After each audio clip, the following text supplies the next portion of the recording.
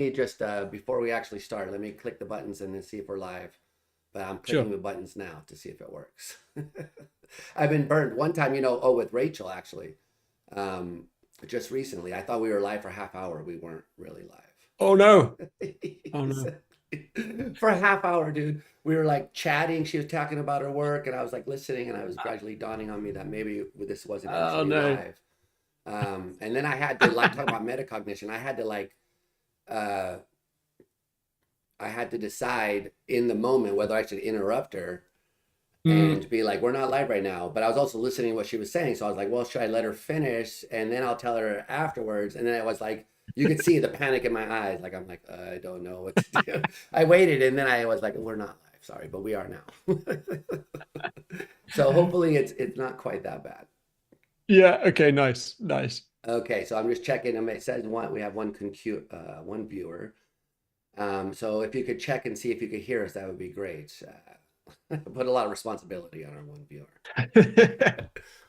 Um, this one's earlier than most because you're coming from where are you exactly right now, Steve?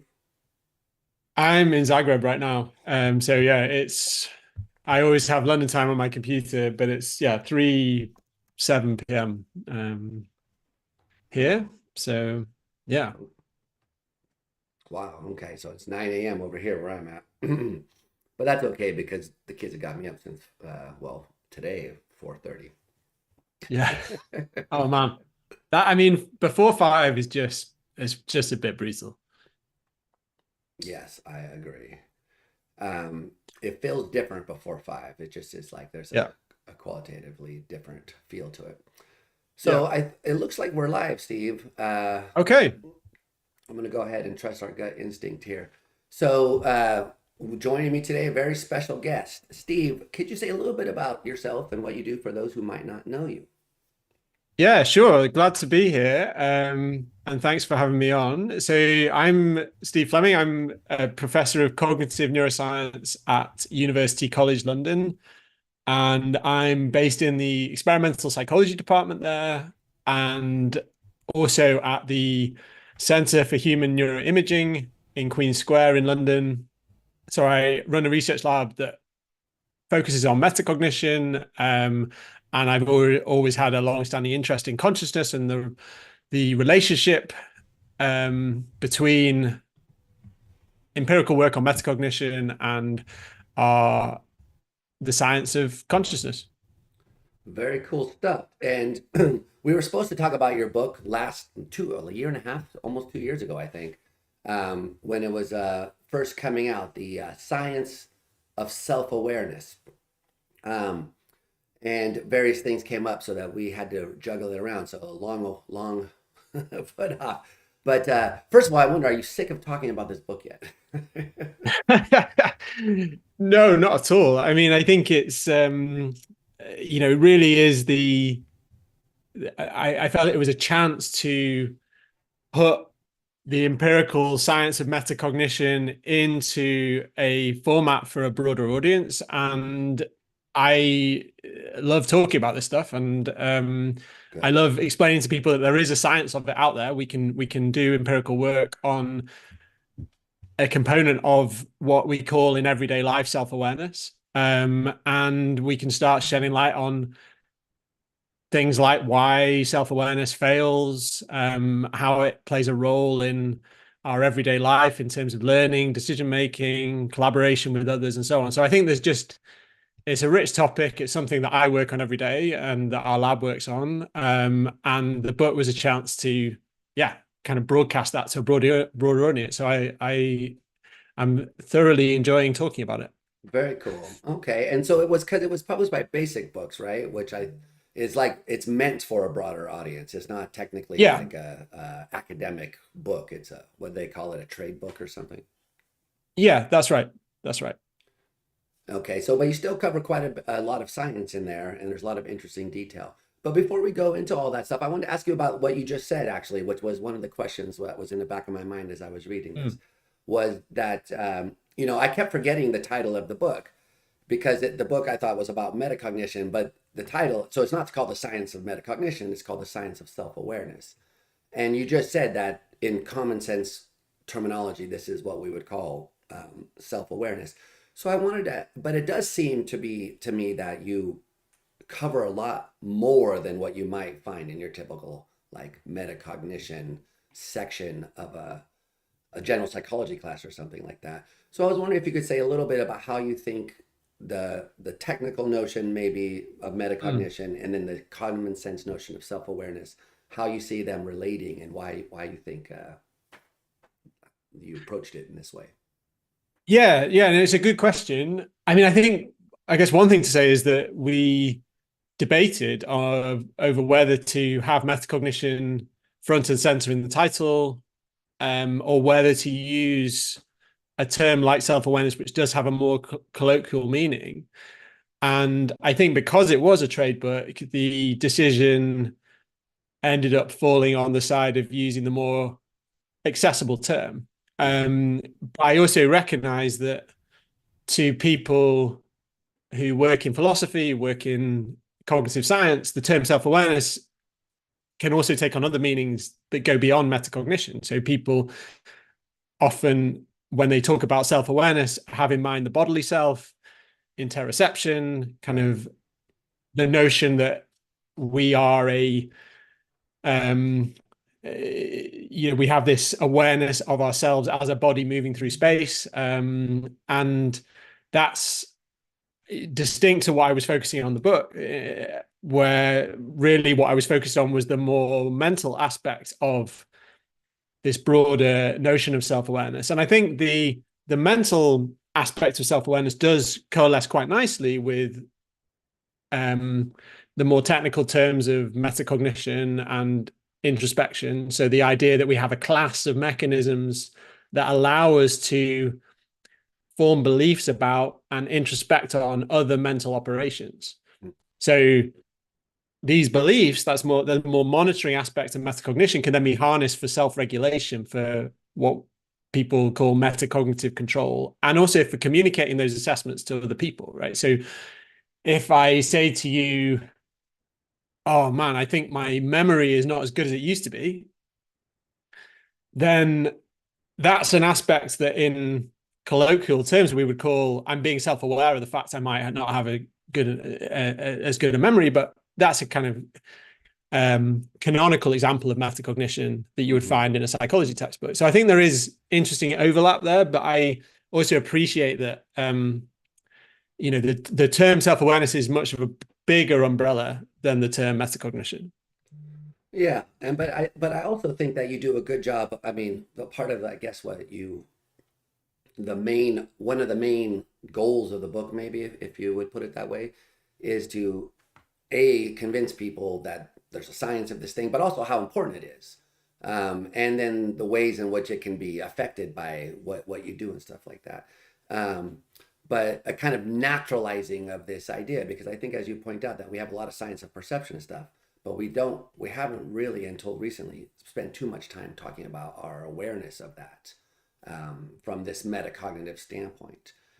So when you've been talking about this, it made me wonder, like, how in the non-academic realm, how widely is some of this stuff known or not known, or what have you sort of encountered in that aspect of the discussion? Yeah, I mean, the regular response I have when I give talks on this to a general audience, or when I talk to people who have read the book or read articles that have been based on the book, people often say that they didn't know this term existed, metacognition, but they recognize it immediately. They kind of didn't realize there was an area of psychology that Mm. dealt with this, I Yeah. guess is the common response I have. Um, and because I often go back and forth on this myself within the lab, I often feel like other areas of psychology, when you put a label on something, it's useful, but it can also potentially be a bit dangerous because then you usher in a science of the label. Right. So then you generate a whole industry that, for instance, is pursuing the science of working memory because that's a label that was used conceptually to denote a particular mental operation back in the 80s. And then we've essentially had like this neuroscience of that phenomenon since then, right? And Right. that's told us a lot, but there's a worry that you're kind of putting your blinkers on and just looking at it through a fairly narrow lens. And I do worry about that somewhat with metacognition actually in the lab. Hmm. But when you kind of adopt a more public facing perspective, I think it's hugely useful because then you, in a way, like channel people towards a particular literature or area of study that they might not have thought was a science before.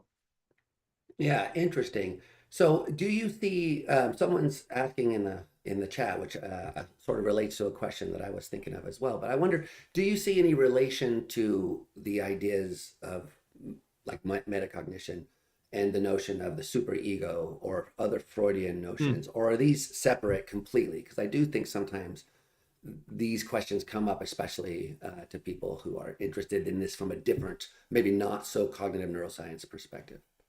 Or so I'm just wondering what your view about the relation of these concepts might be.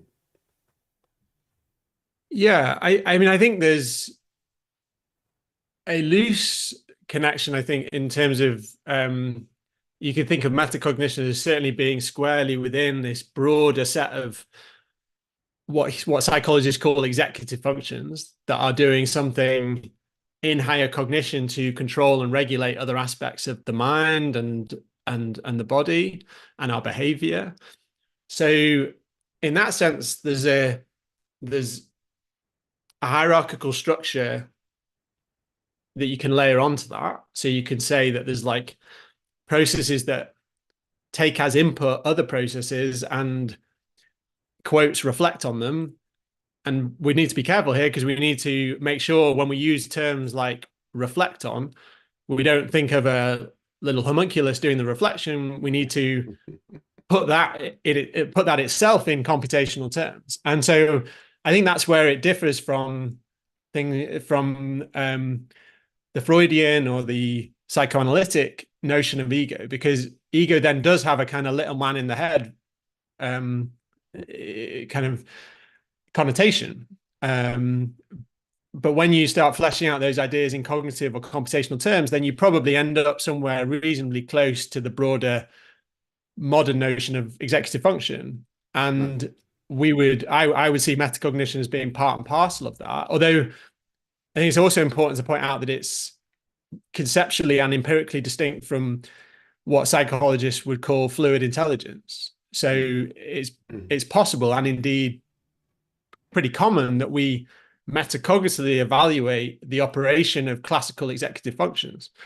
So I might reflect on whether a solution to a logic puzzle was appropriate, for instance, or think to myself, oh no, I've just made the wrong response on a quiz or even on an IQ test. You can imagine metacognition going on while we fill out an IQ test. So there's kind of this notion of monitoring that's distinct to logical reasoning. Yeah. I'm guessing so. Part of the reason why I was curious about this was by thinking about, well, actually, I talked with Heather Berlin, which I don't know if you know her or not, Hmm. but she's Yeah, I know Heather. Yeah. okay. So, and she was, suggesting that maybe some of work on priming could save some of the notions, in a way, could save a notion of defense mechanisms or something like that if there was kind of an unconscious part of you that was, because there was one particular study where if you show images to one side and they're congruent or not with the sexual orientation of the person, then they're quicker or not to answer questions on that side of the screen, suggesting perhaps they sort of were unconsciously aware Hmm. what the image was, and it either attracted or repelled them in as to, by their sort of orientation, and that was sort of maybe an interesting avenue towards thinking that there was some kind of Freudian-esque mechanism here that was keeping the person away from the thing that they didn't want to, in a sense. And when I was reading your book, I mean, you didn't talk about this, but I was just wondering if that's what brought this question up in my mind. Do you see, I mean, you talk a lot about the ways in which this is shaped and motivated and stuff, but do you see that there could be a story in terms of the psychoanalytic processes or a background or something that would determine these kind of metacognitive properties? Or yeah, so anyway, it's kind of a half-baked question, but since I saw it in the chat, I figured I'd bring it up. Hmm. Yeah, I'd have to think more about that. I mean, I think that I guess a more meta comment is that, Freud obviously has a bad rap when it comes to modern psychology. And I think that, Yeah. it could be time to reconsider that to some degree. So Yeah. I think and the reason I'm saying that, aside from this interesting conversation about how it might relate to modern notions of metacognition, is that the science of consciousness has, rightly so in my view, kind of tended to focus on a very reductionist view of the contrast between conscious and Mm. unconscious processes. So you have the contrastive method. Let's create stimuli near a threshold. Let's say whether people saw something or not. But the debates there then often become about things like the criterion problem. Like, are you really unconscious of the thing I'm showing you? Right. Um, and I wonder whether part of the issue here is that we're essentially trying to aim at the wrong type of unconscious. That weak type of unconscious that you get in a perceptual psychophysics experiment Mm. that generates so much of this debate on whether perception is rich or sparse and whether things are below threshold, above thresholds, and so on, is they're super interesting and great for getting the science off the ground. But I wonder whether a much stronger type of contrast is by revisiting the broader Freudian notion of the unconscious, with modern experimental techniques. Because the critique that's rightly leveled at Freud is that it's a just so story. There's no real purchase on data that gets you. But if you kind of took that more heavy duty notion of the unconscious, which may or may not exist, we'd have to start pursuing that empirically. Right. Um, Interesting. and that could So, give us a stronger contrast between conscious and unconscious that we're looking for. huh. I don't want to get too distracted by this, but just to make sure I Yeah. understand what you're saying, Steve. So, is it that you're saying that, so as far as I understand the Freudian notion of the unconscious, it's that it's like a another realm or something of the mind Yeah. where there's Yeah. like active processes guarding the door to keep stuff down there. So it's a much more active sense than, oh, you just happen to have some process that isn't in conscious that you're not aware of or something. Is that the idea that that's the more robust notion, or did you mean something metaphysical or? So no, so staying on the psychological Okay. level, Yeah. and I wasn't so I think the notions of repression and so on may end up being what people have pointed out are just so stories and kind of post hoc explanations of why someone might be the way they are.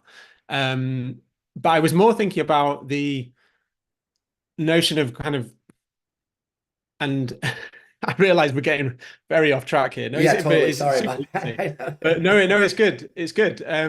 It actually, part of the reason I said what I said was because this is exactly what I've been thinking about very recently in the lab about how to connect up the science of consciousness that we often pursue with minimal perceptual paradigms Mhm. and how to connect that up with the science of decision making, which is doing amazing things in terms of explaining how we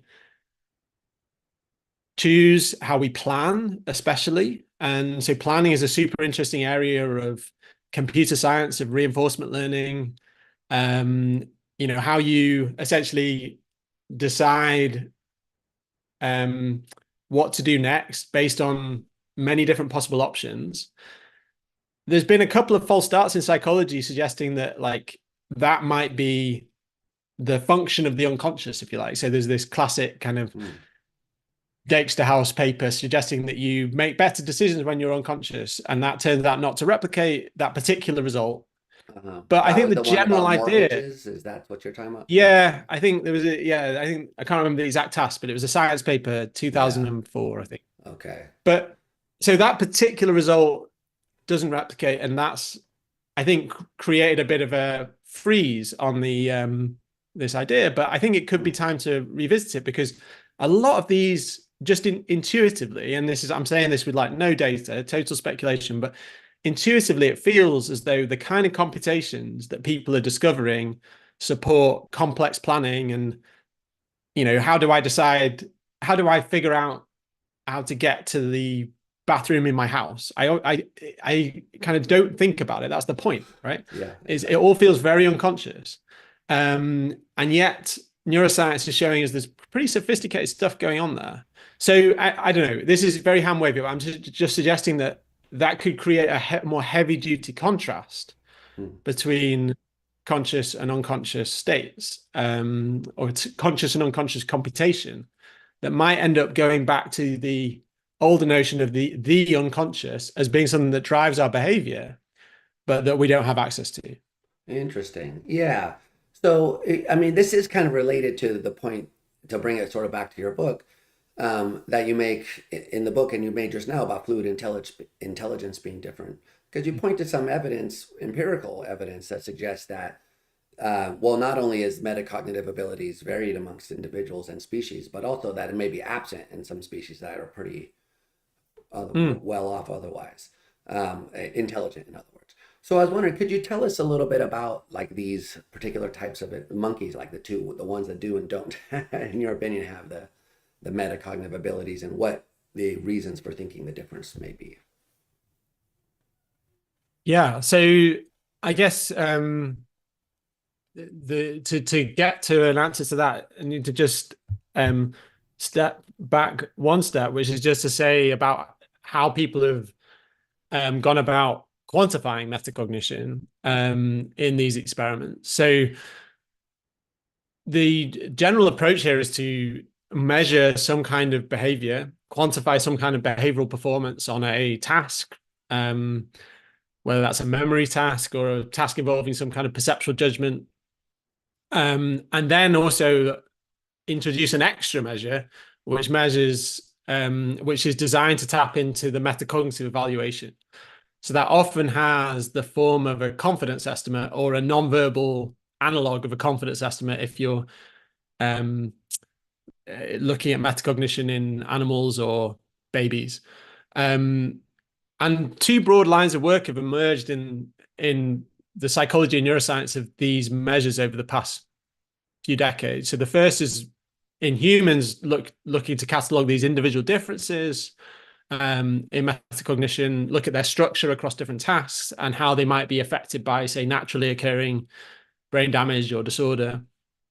And the second has been kind of more focused in on looking at what is the computational and neural basis of the formation of the judgment itself. The how does the metacognitive judgment get formed in a particular task? Like how is what is the brain process? What are the brain processes involved in forming confidence in my performance?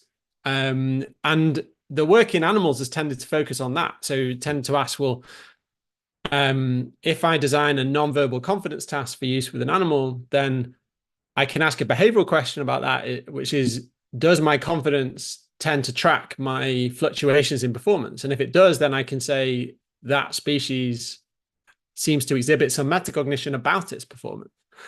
And what's interesting there is that in general, there's been quite widespread findings of metacognitive capacity defined in that way across lots of different species. So macaque monkeys, rodents, dolphins.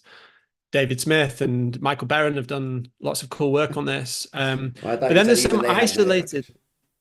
Sorry, I thought yeah, you were they saying have it it was as even well. found in David Smith. Sorry, keep going. Exactly. Sorry, I did interrupt. No, no, no.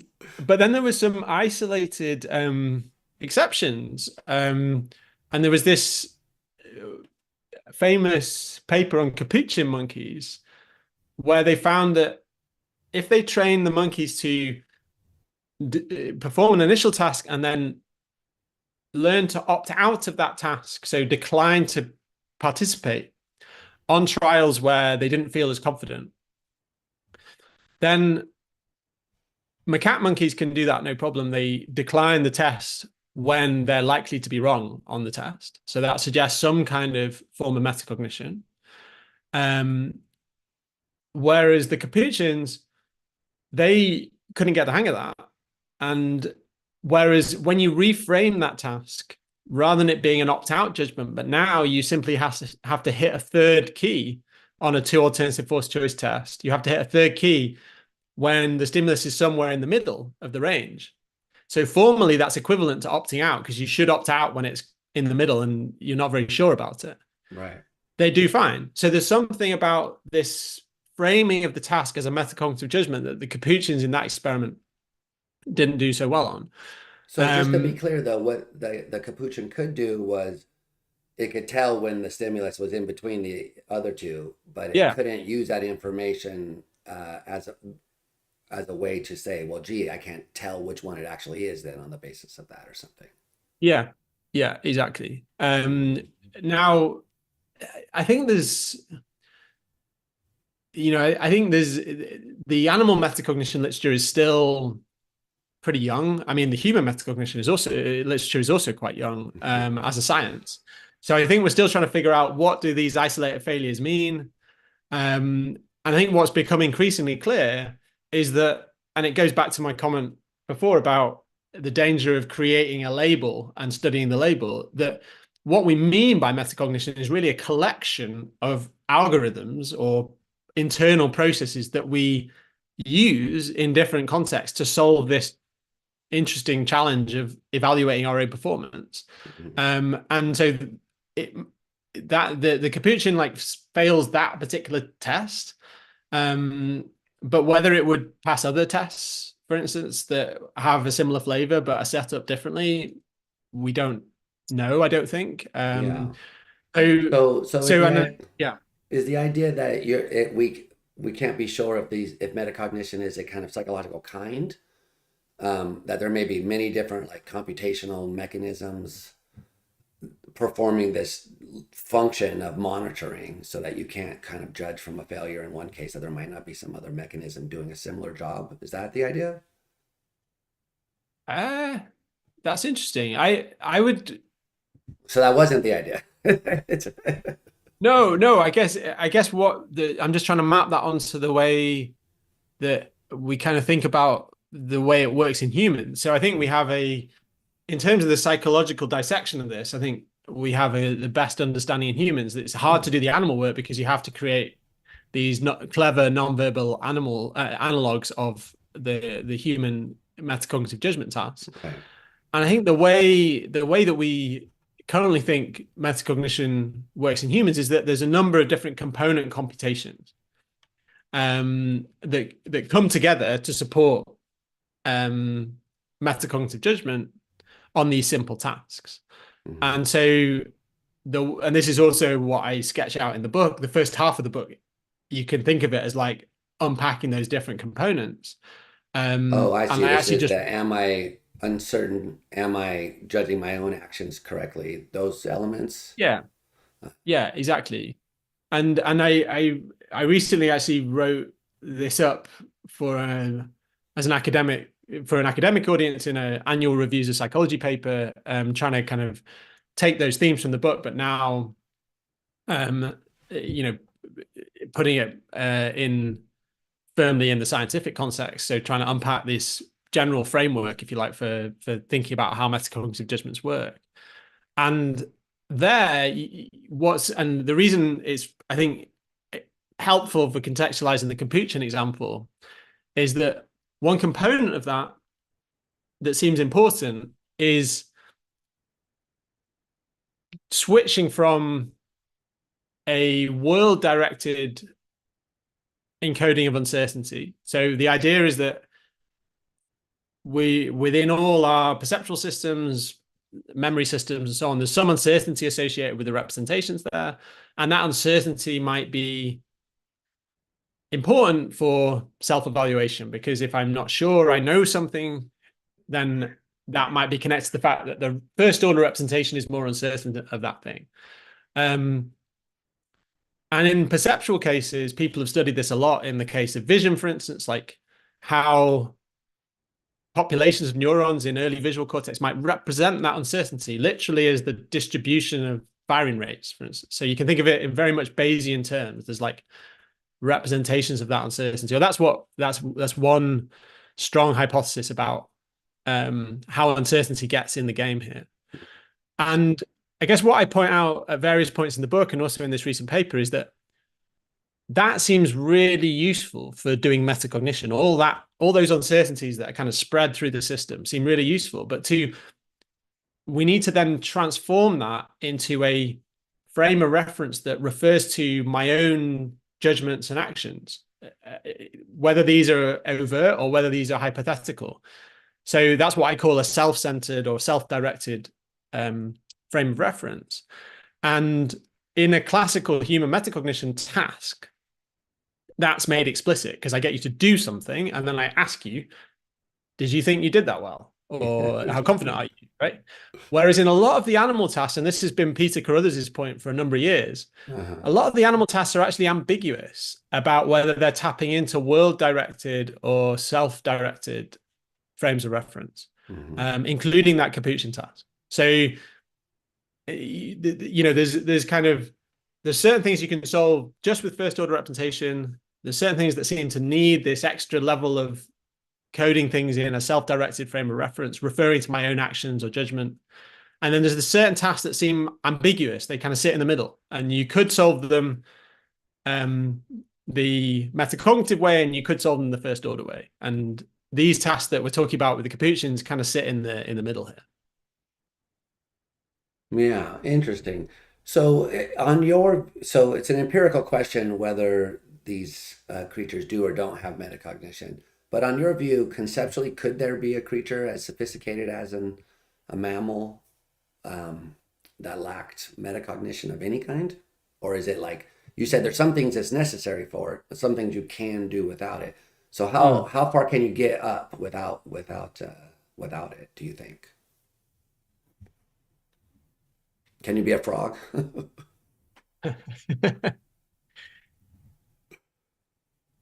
Yeah, I mean, that's it. It's really interesting. I haven't thought about it in that way before. I think that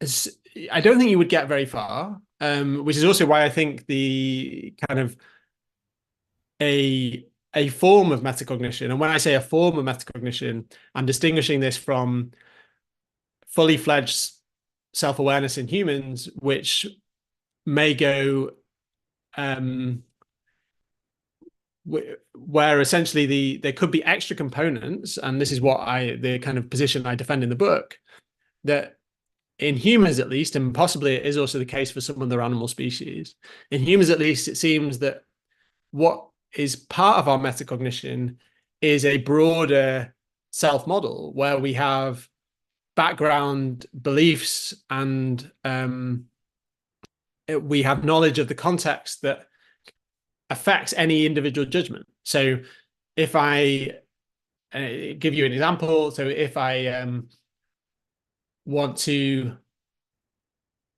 evaluate in the moment how well I'm hitting a tennis ball, for instance, then that judgment might be affected by my background knowledge of the fact that I've practiced tennis for a number of weeks before that point, and the knowledge of like my skill and ability in other areas and so on. So there's kind of, and there's a whole number of experiments in the lab that show this, that our human metacognitive judgments seem very model based in the sense that we bring to bear a lot of other information about ourselves when we're evaluating Mhm. our So you're performance saying in that the could be moment. missing, so you can have Yeah, levels of metacognition without that. right, Uh-huh. exactly. And what's interesting about that is that it also seems to that aspect, that more model-based aspect in humans seems to develop quite late, around the age of 4 or 5.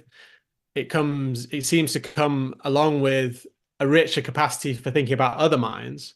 And so the position I defend in the book is inspired by the Carruthers position that there's a aspect of self-directed metacognition that co-ops resources for thinking about other minds, that we do it in a very similar way. We represent those things about ourselves in a similar way to which we represent others. Now, that doesn't mean that self-awareness is just theory of mind turned on ourselves, as the kind of tagline for that position often gets sold. I think Right. that it needs to then interface with all this rich internal monitoring of uncertainty and so on. And how that interface happens, how the kind of bottom up and top-down stuff comes together is super interesting. I don't think we know the answers to that, but so yeah, so I think there are plenty of animals.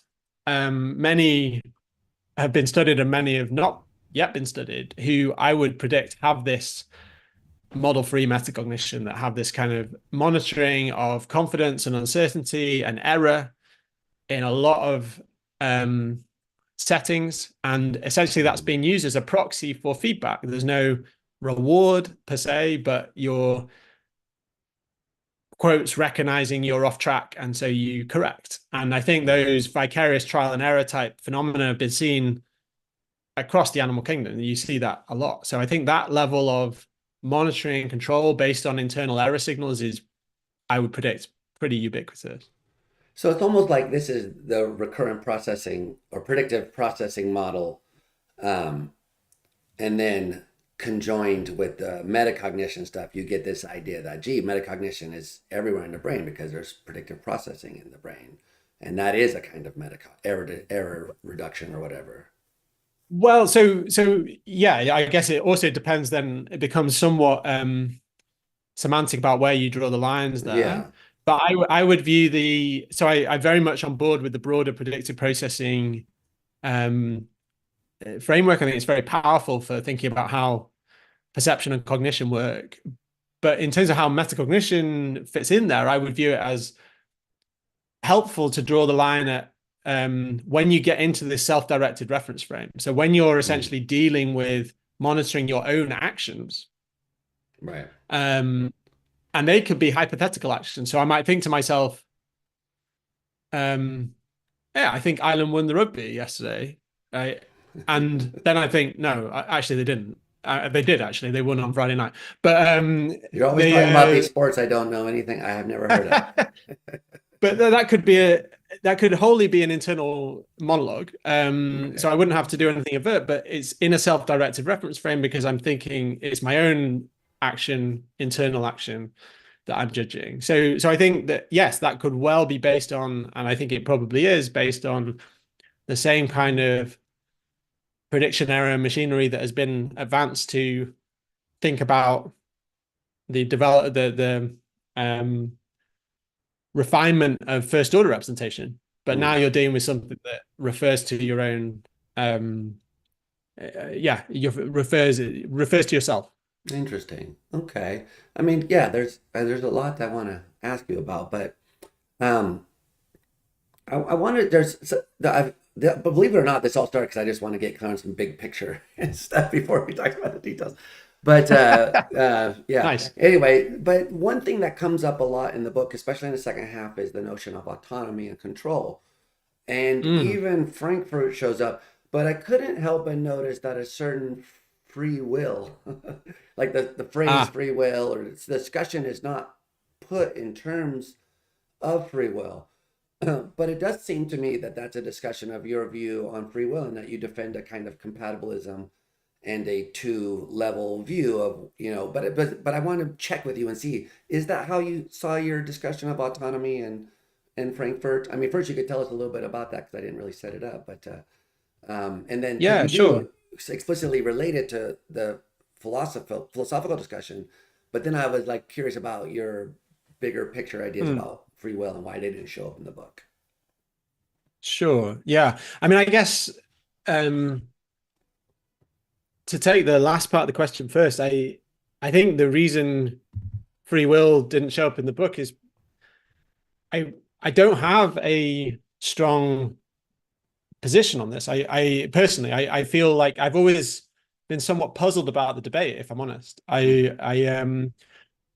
And perhaps that's because it does put me on the compatibilist side of things. I don't really see a tension between acknowledging that things can be deterministic or random at a micro level of physics, and thinking about autonomy and freedom at a psychological level. I think we obviously don't know the connections between all those levels, because neuroscience is still a very young project. But in terms of the broader philosophy of how those things all might interact, I don't really see the pull of the debate there. I know other people do, and I've seen with Kevin Mitchell's book coming out and Robert Sapolsky's book, there's obviously all these debates going on.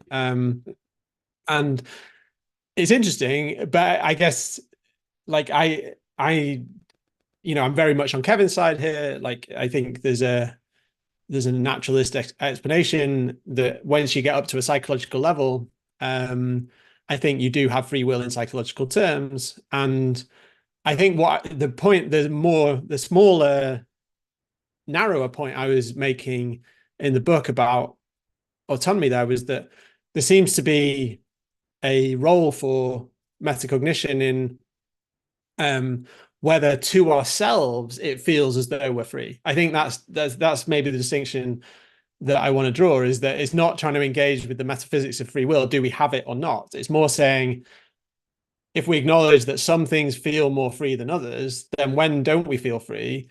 We offer a case that the classic Frankfurt case is we might not feel free if at a metacognitive level we want to do something that at a first order level we feel unable to resist. The attic is Whereas a classic if we're example. yeah, sorry. I said the addict, not the addict. The person with an addiction is the classic example. Exactly. Yeah. And then yeah, just so it was a pretty short section in the book, but it was more trying to point out that we've done a little bit of work on metacognition that goes beyond the more classical perceptual or memory-based task setup, where we've looked at how people evaluate subjective choices. And the subjective choices we used there in the lab were choices between different food items. So these are choices that don't have a objectively correct decision anymore. It sounded like a fun I study can't. to be a part of, by the Yeah, way. it was Except for the really fun. fasting. Well, yes, yeah.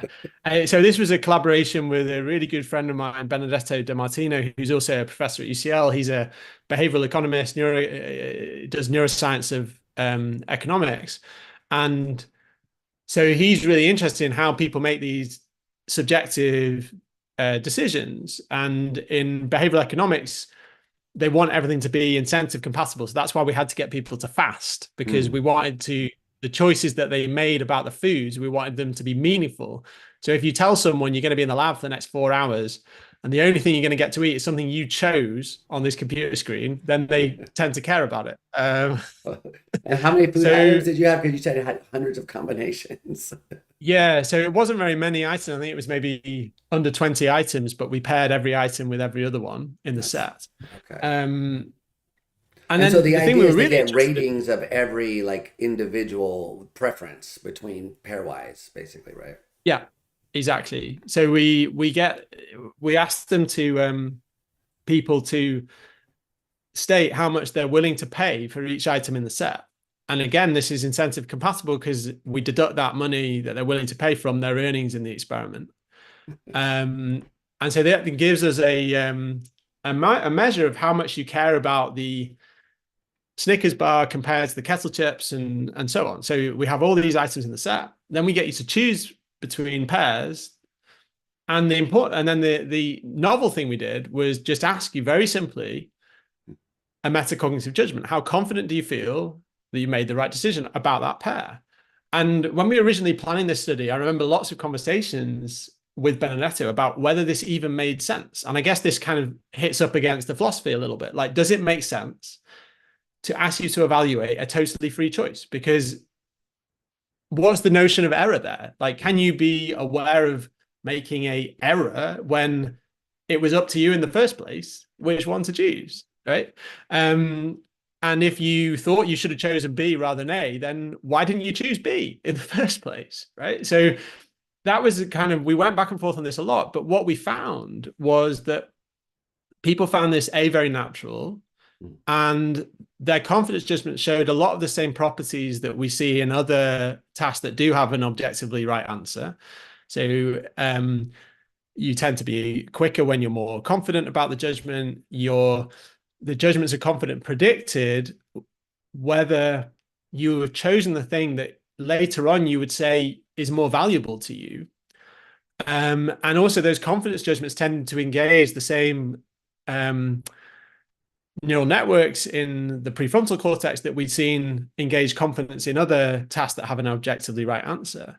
And so what we essentially concluded from that study is that, first of all, metacognition about subjective choice seems alive and well. And second of all, that when you make a judgment of high confidence that you've made the right choice in a setting like that, what you're essentially doing is self-endorsing it. You're saying that, yeah, if I was to face with that opportunity again, I would make the same choice. Mm-hmm. And people like Pascal Mamassian and others have actually very recently suggested that we should broaden our notion of confidence in the literature to not just refer to a probability of a judgment being correct, but to refer to the probability of a judgment being self-consistent over time. Mm. And I think then you actually do get to quite a Frankfurtian level of autonomy from these Right. kind of investigations. Yeah.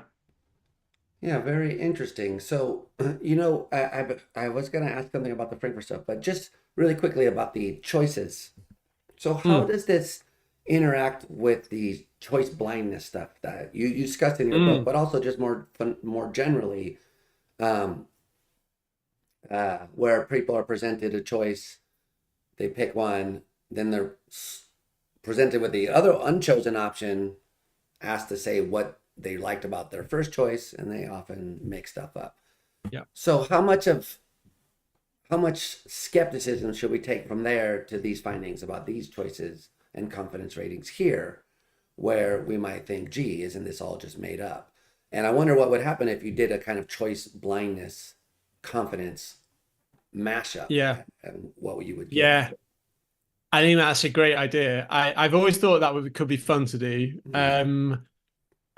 So the choice blindness studies are fascinating, and the way they tend to work is they use sleight of hand. They use a magic trick essentially Yeah. to show you the wrong thing, right? So the way it works is that you choose between two things. The original study had which face do you prefer is more attractive, and then the experimenter slides over the one that you didn't choose and asks you to say a bit more about that. Like, why do you think that she's more attractive? Um, and then the result is that A, people do that. They go on to justify choices they didn't make.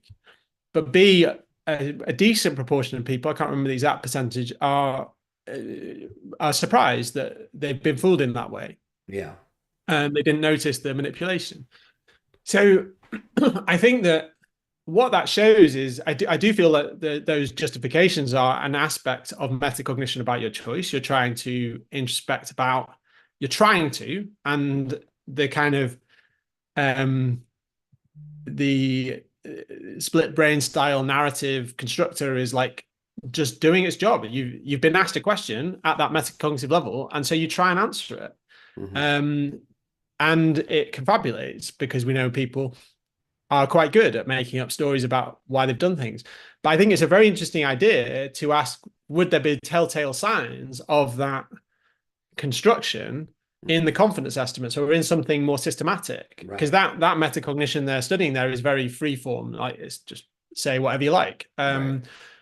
But if you did something more systematic and using the tools of psychophysics to look at like how does confidence map onto the judgment, then I agree it could be very interesting. And this is actually exactly, it comes back to the conversation we are having earlier about the Freudian unconscious. Like, does it really exist? Like, can you kind of try and investigate Read the this mind. what appears to be quite a, yeah, is there more of a how permeable is that?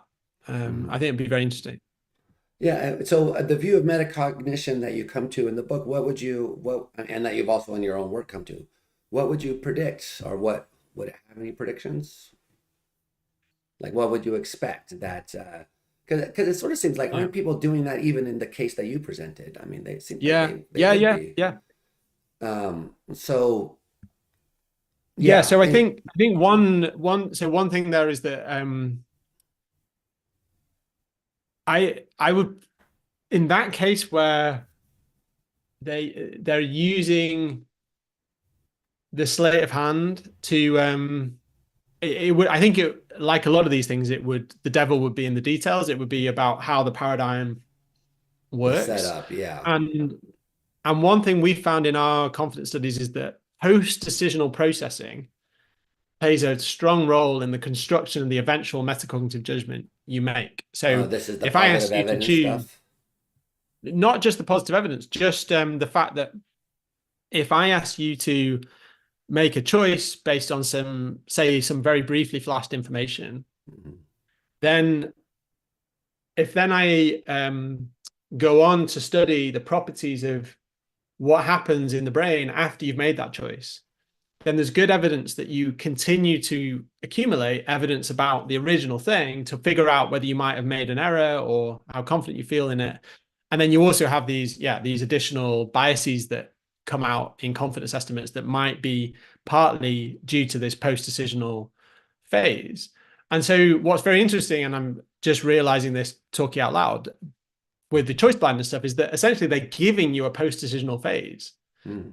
that strongly pushes one option to you, right? So, because when you originally see these two things, you're probably fairly indifferent. So you might Mm. be like, okay, yeah, A. And you get a brief glance, and then I slide you B. And you might feel a bit like, really? But then as long as there's the trust there with the experimenter, Right, you a push through decent it. number of people will push through it and accumulate evidence in favor of that thing they've chosen. Huh. So I mean, in general, this all sounds very interesting, and I wonder whether there is quite a lot to be done I mean, the in that interesting one that area. always struck me the most was the one they did in the supermarket. I mean, who knows if these Yeah, ones will survive replication, but the one where they switched out the jams. So yeah, that's the more jam than one just is a brief great. glass, a brief glance. That's what you have in your Sure, mouth. It's like it seems sure. a little more direct. But yeah, so that's No, very. absolutely. They also did one with this is Petty Hansen, who's run these studies. They also did one with political attitudes. So they got Mm. people to fill in a survey on the street. And then you'd literally be there ticking all these boxes about how much you support a particular position on climate change, and then they'll just give you the opposite. And people do it really. I mean, I Wow. I struggle. I'd like to think I would not be taken in by that, but Yeah.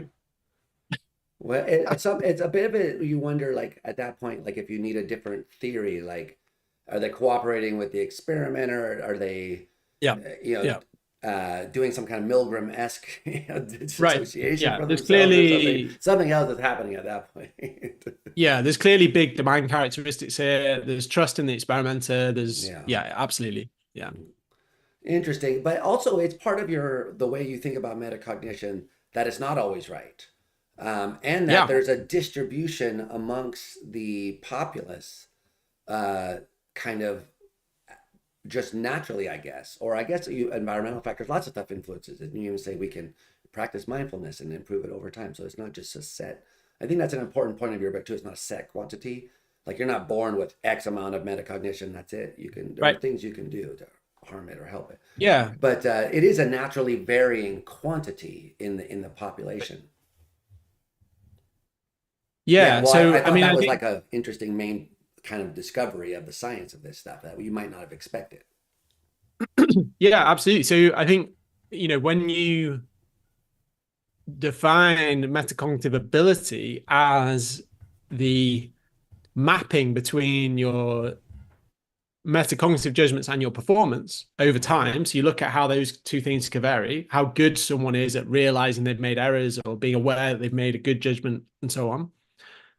Then we can just compute a single number for that. There's various ways of doing that. And part of the innovation in this field has been developing ever more sophisticated tools for studying the statistical properties of those mappings. But when you do that and you have a number that corresponds to that person's metacognitive ability, then what you can do is look at individual differences in that and how it generalizes across different tasks. And so one interesting finding is that there seems to be some domain general component to metacognition. So if you have good metacognition on one task, then you'll tend to have good metacognition on another. The reasons for why that is are still under investigation. And that individual difference in a lot of the work we've been involved in is related to features of how the brain works, so the structure and organization and function of the prefrontal cortex. But as you say, that doesn't mean that it's just set in stone. So there's a whole other line of work looking at interventions, what might change metacognition. So there's people have done work on meditation. We've done a bit of work on training, and I think that's still a really cool area that's only just started getting going, in terms of like, how much can you learn to be more metacognitively able? We don't know, I think, is the answer. We did one study that suggested there was an effect of training to become better at your confidence judgments, but then there was a worry that that might be due to, that might all be an artifact of how people are using the confidence scale that we give them to report their confidence on. So within the context of the task, they might be getting better, but does that mean they have improved their metacognition beyond the task? And so Nathan Favre's group ran another experiment suggesting that actually that artifactual explanation of our original study might be the correct one there, but that doesn't mean, therefore, that Right. perhaps says that, yeah, exactly.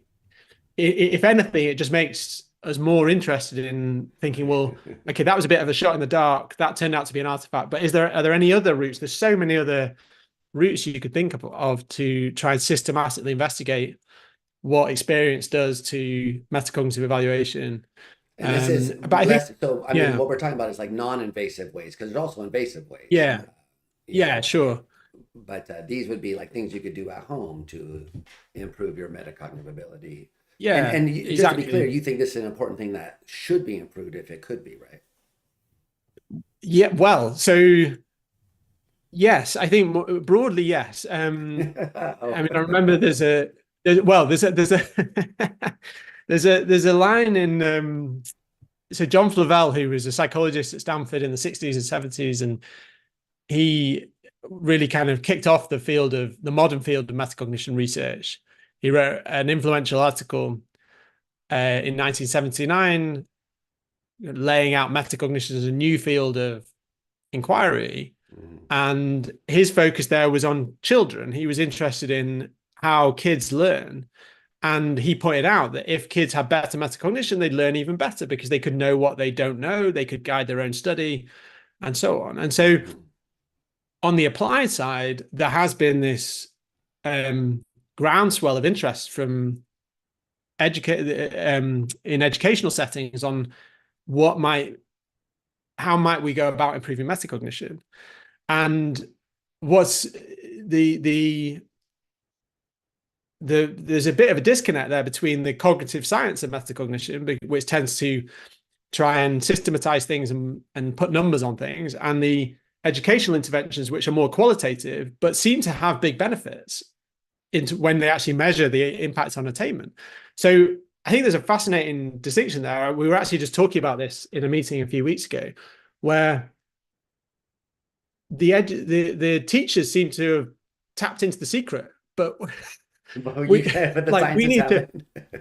Yeah, the scientists are kind of stumbling around the dark. We might have, more systematized tools for measuring it, but we don't have the kind of way of developing the intervention that the teachers seem to have kind of figured out. So I'm actually involved in a project with educational psychologists at the moment to try and learn more about this and see whether we can cross-fertilize these literatures. But to go back to Flavel, he has a line in that original paper which says something like, I'm firmly of the belief that we need more rather than less metacognition in the world, which is a pretty big statement, right? Why is that a big statement? Well, I mean, because you might say, according to you, just we need more self-awareness. Yeah, no, I mean, I think, sure, exactly. And, you can take this stuff back hundreds, if not thousands of years, like in terms of people being urged to have more self-knowledge, to be more wise in their judgments with respect to what they can and can't do and so on.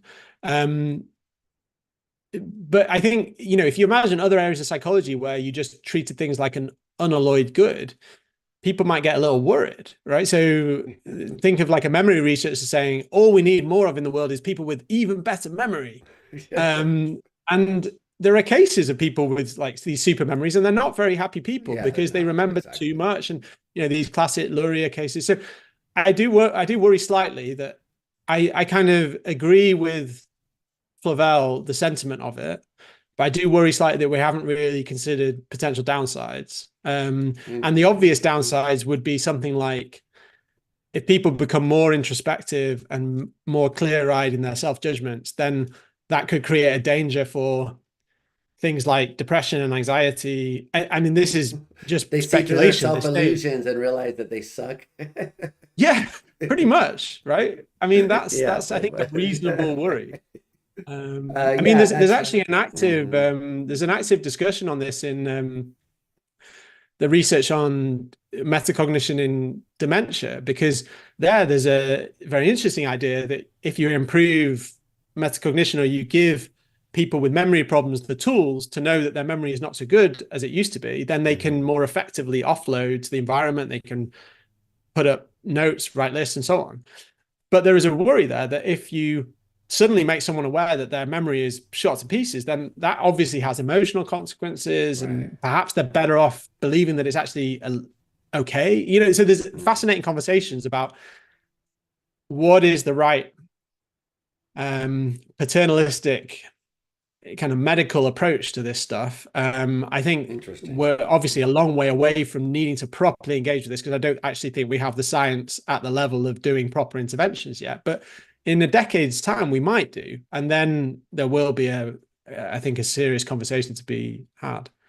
Yeah, interesting. So, I mean, because there's also the worry about like, do we want bad people having good metacognition? So if this is generally enhancing your overall abilities, then the psychopaths and um, Yeah. other sort of dangerous types out there. There's a question about whether across the board this is a good thing to have. But I was going to ask about something else, but since you brought this up, it's kind of related to I think the discussion at the very end of your book where you talk about two different ways forward, so to speak, by thinking about how like to incorporate machines actually into metacognition. One by either building metacognition, self-aware machines, but others by building them sort of into us, so to speak, so that we metacognate the machines.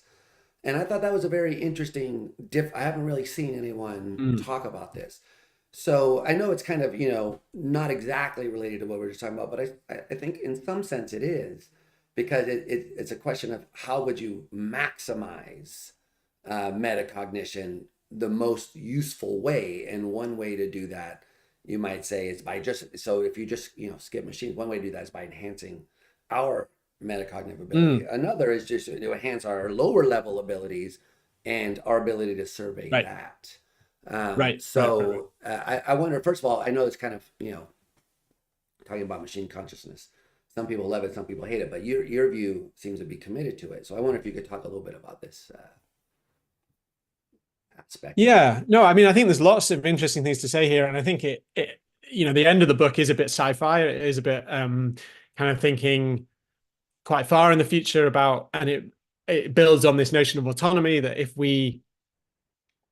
in some sense metacognition is important for this feeling of freedom and having autonomy over what we think is a good choice and so on, and I think there is a case to be made for that, then it might impact on how we think about outsourcing certain decision making capabilities to the ever increasing the more and more sophisticated developments in AI. So I think there are two questions here. One is a more pragmatic one about, does AI need metacognition? And I think there's a lot of consensus on that yes, it would be useful to have it in some form. Presumably the lower level, more ubiquitous animal metacognition form that we talked about earlier, Mm-hmm. essentially having the ability to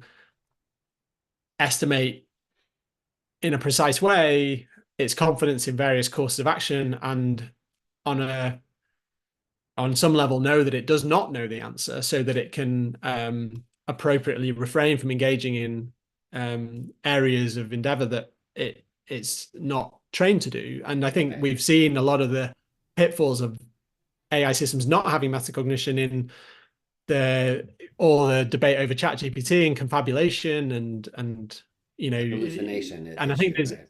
yeah, hallucinations and so on. So for instance, we have a project with an Oxford a robotics lab in Oxford that are trying to think about like what kind of implicit signs would you want in a robot to communicate its confidence externally, and how would that benefit human machine collaboration. We're also doing some work on looking at how do humans intuitively assess the metacognition of the machine. So one thing we did there, which we have a preprint out on this recently, is look at if I get you to interact with a human giving you the answers to something and interact with ChatGPT giving you the answers to something, then how much confidence do you ascribe to those answers? And it turns out that people think ChatGPT is more reliable and confident than the equivalent human, which is kind of worrying, right? That's Because so worrying. then, yeah, and so there's a two-way thing here. There's both the metacognition within the machine, Uh-huh. and then there's the human machine interaction component, which is how do we interact with a machine and share metacognitive estimates in that interaction. And then there's the final, more sci-fi thing, which you alluded to, which is perhaps the end game of all this is either we outsource everything to the machines and we are just kind of, kind of walking around having leisure time, The machines just autonomous became anymore. angry, Steve. You froze for a second, just in mid sentence. You're back now, though. Sorry, go ahead. Okay. Okay, good. Yeah, so if we drive to do more and more outsourcing to machines without much metacognition, then we might be ending up in a somewhat dystopian scenario where we lose metacognitive contact with all the first order stuff that we that may have an important role to play in our feelings of autonomy. Mhm. Whereas an alternative is like perhaps it would be nicer as humans, once this AI becomes part of the fabric of our lives. I mean, it already is in a lot of ways, but would it be better to essentially like be like the tennis player or the Formula One driver, where their technology is essentially part of the fabric of who they are in that space of time? So, those guys talk about like feeling the car. They literally feel like part of it. And the same with the tennis player. They don't really think about the racket. They just think about there's this notion of extension of tool use to encompass the space that you're using that tool in. And I think there's a very interesting analogy to be made with all this work on BCIs, brain computer interfaces, which, by the way, that's been going on way longer than Elon Musk Oh yeah. as but clearly becoming very, Good point. it's Yes. hitting I mean, it's no, but hitting the the capuchin. Was it a capuchin or a macaque? The monkey that they, well, I mean, it's kind of mean, but they amputated its arm and then uh-huh. taught him computer to interpret its neural signal. It controlled the robotic arm. Um, so that kind of research was done long before Musk was doing Right, anything. right, That was the right. only point I was making. BCIs. Yeah. Yeah, no, exactly. I mean, I think, it is interesting, like a lot of these things, it is interesting when the private sector starts getting involved, because then things can accelerate much more rapidly than it would have done within academia. Right. But I think that whole technology raises, I think, very interesting questions for consciousness science, for metacognition, for philosophy about like what kind of lives do we want to be leading. And I think that there's a lot of work that just hasn't been done about what is it like to have one of those devices. I mean, there's so far, rightly so, the focus has been on let's solve the first order problem. Let's get you to walk again, or let's get you to control this, this device. Right. But then once you've learned to use that device, what does that feel like on a more metacognitive level? I think is a fascinating question. Exactly, and that hasn't been really addressed yet. I mean, so No. I'm all for the the future, the smart house of the future. Like I imagine being able to play Call of Duty on the couch and having my robotic arm installed on the sink in the kitchen. And then I hook to a Wi-Fi with my BrainFi and then scrub the dishes while I'm playing the video game. So when I tell students about this, they're like, what this is, I think, gee, this would be amazing. But so I do think that um, we haven't really got to the point where there's widespread acceptance of the idea that like the machines could become part of us, so to speak. Right. But that might be the next step we need to take because I think that's where we're going. Unless we want, like you said, to outsource it completely to them, which seems kind of immoral to make conscious machines Yeah. or self-aware machines or something. Yeah. I mean, I guess that's kind of the gentle point I was trying to push back on in the book was that there's often, I think, the notion of kind of minds melding with machine is often portrayed as a dystopian scenario, whereas I guess I was trying to suggest that that could actually be a better scenario for retaining autonomy because we then naturally interface with all the lovely stuff we have for monitoring our own actions and our own behavior already. And so if that becomes part of us, as it were, then that might actually be a more natural, ironically, endpoint than outsourcing things. Exactly. Very interesting. And it might enhance our autonomy, as you're saying, but by giving us more control, Yeah. and thereby making us more to, the kind of autonomy we're talking about is making us more able to make sure that the things that we want are the things we want to want, and that there's an alignment Right. between these. Right. Exactly. Exactly. Yeah. Yeah, exactly. So unfortunately, I mean, one thing that doesn't come up a lot in the book is kind of the realities of the real world distribution of this. So if there are people who are, let's say a career criminal who's making bad choices over and over again, that's partially due to their metacognitive abilities that they just don't realize that they're making poor choices over and over again. Would you think that that's part of the explanation, or or do these kind of social political issues, um, are they entirely separate, or are they going to come into play here? Because you do sort of talk about like, the false memory stuff and a little bit of Yeah. that, which is directly related to eyewitness testimony and all that stuff. But I just wonder, like, how much of this do you think is going to play out in this discussion about levels of autonomy in the population differing, and therefore individuals having different levels of autonomy. I mean, there is Yeah. the eugenics movement is stuff like that lurks in the background. So there is a danger in that along that dimension as well, too. Don't you think? 100%. Yeah. And I think this is where, I don't want to, I guess we circle back to the point we were discussing about free will. Hmm. The point about autonomy there that I was making was a fairly narrow point about like how metacognition contributes to that. I wasn't trying to argue for um a sufficiency case No, I that didn't mean like to suggest that. No, I agree. But I was yeah. just saying the flip side of saying if you improve metacognition, then you improve autonomy. The flip side of that is, well, if you have less autonomy, then you have less metacognition. And if there just is a But kind of, well, I guess I would challenge that like that okay, because I don't want to draw a one-to-one correspondence there. I think there's plenty of different ways that you could have, and this also then comes down to what we're defining here as autonomy, which is also broad as a yeah, concept. exactly. So I think there are many different ways you could have autonomy. I would just point to this more specific way, the specific aspect of if you have a mismatch between your metacognitive assessments and your first order desires, actions, and so on, then that would seem to be a case where your autonomy is reduced because you are not able to pursue the thing you want at the higher order level. Whereas when things are aligned, then it seems to be increased. But that not so I wouldn't want to say that therefore you need the metacognitive element to have this broader notion of autonomy. I'm just saying that's like one contributing component I to see. having yeah, exactly. Okay. And so Um there wouldn't be like you don't envision people reading your book and then becoming convinced that they need to go and then like it's a moral issue that we improve the metacognition of like people across the board, and we should be aiming to do Well, that.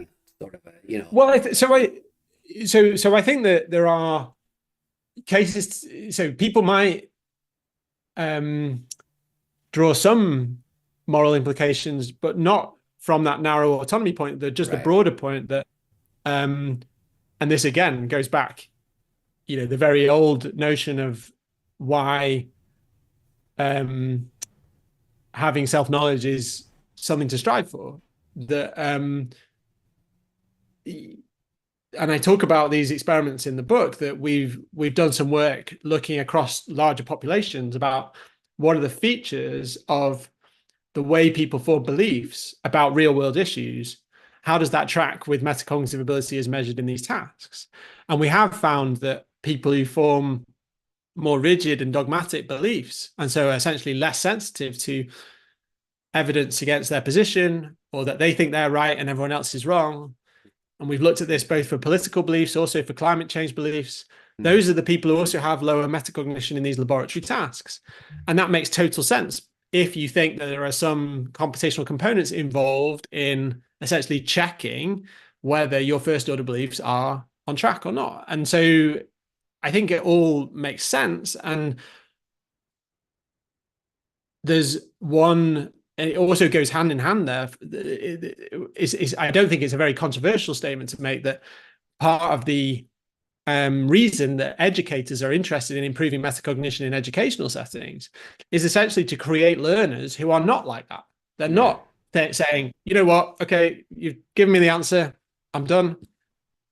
See you in a couple of months for the exam. They want to be like, nah, okay, this is nuanced. This is complex. I'm going to revisit it. So I think that I could see where your question is going a bit in terms of like, is this dangerous? Are we yeah, kind of creating an imperative to improve metacognition? But I think if we view it through the lens of why do we educate our kids, then mm, I don't think it's that dangerous, really. It's just part and parcel of creating more open-minded learners. yeah, cool, interesting. Um, I want to switch gears a little bit if I can, and harass you about Yeah, consciousness, since allegedly this cool. is supposed to be we're supposed to be talking about consciousness. I don't take the title of this consciousness life business too serious because I think about it much more about the mind. But anyway, you do have views about consciousness, and they're very interesting. So in the book, you try to relate metacognition to consciousness, and maybe we'll talk about that more generally. But one thing that kind of struck me in the discussion was your approach to phenomenological overflow. So roughly the idea that there are experiences that Mm. that are outside of our ability to report or attend to or notice or something like that, depending on who you talk to. They'll say different things about it. It sort of felt to me like what your view was that, gee, this isn't an empirical question. So I guess if you like that notion of consciousness, that's great, but it doesn't really do any interesting work in the things I'm thinking about. So that was the impression that I got from reading what you wrote. And I'm wondering if that was the wrong impression of your view about like unaccessed consciousness. If it was more like you sort of felt like it was a terminological issue or it wasn't something important that hinged on it. So I was just curious if that was the wrong impression or if that was indeed sort of the way you feel about this debate. So maybe just say briefly again what you took away from that. So what was the Well, when you impression were that you talking were? about, Yeah. in your discussion of it, you say, okay, so, some people think that there's, consciousness in the absence of metacognition, basically, Ah, this kind of right, self-awareness. And right. other people tend not to say that. And then you kind of just say, um, yeah, it sort of seems like you could say either one because I don't find nothing that's literally of a contradictory nature in that, but I don't also think it plays any interesting role in like a theory of or so what we think of as interestingly human or so that was where I kind of lost track of what I thought I see. what were you trying to say exactly? Like are you saying I see. it's I not a see. real thing, it's not important, or it's a methodological question that we can't address, or so I was just kind of No, more curious of that's yeah, that's fair. No, and I think that that I think I was, if I that chapter that kind of briefly detours into the connection to consciousness is, looking back, the least developed in the book, and I think it's something that I'm thinking much more about now. And try. In fact, a lot of the lab's work is switched on to that track, is to try and, rather, we are still doing empirical work on metacognition for its own sake. A lot of the kind of things we've been talking about so far, but a large chunk of the lab's work is now devoted to investigating in computational terms, like using the methods of cognitive science and cognitive neuroscience to think about, like, how does metacognition broadly construed contribute to primary experience, to phenomenal experience. Now, in terms, so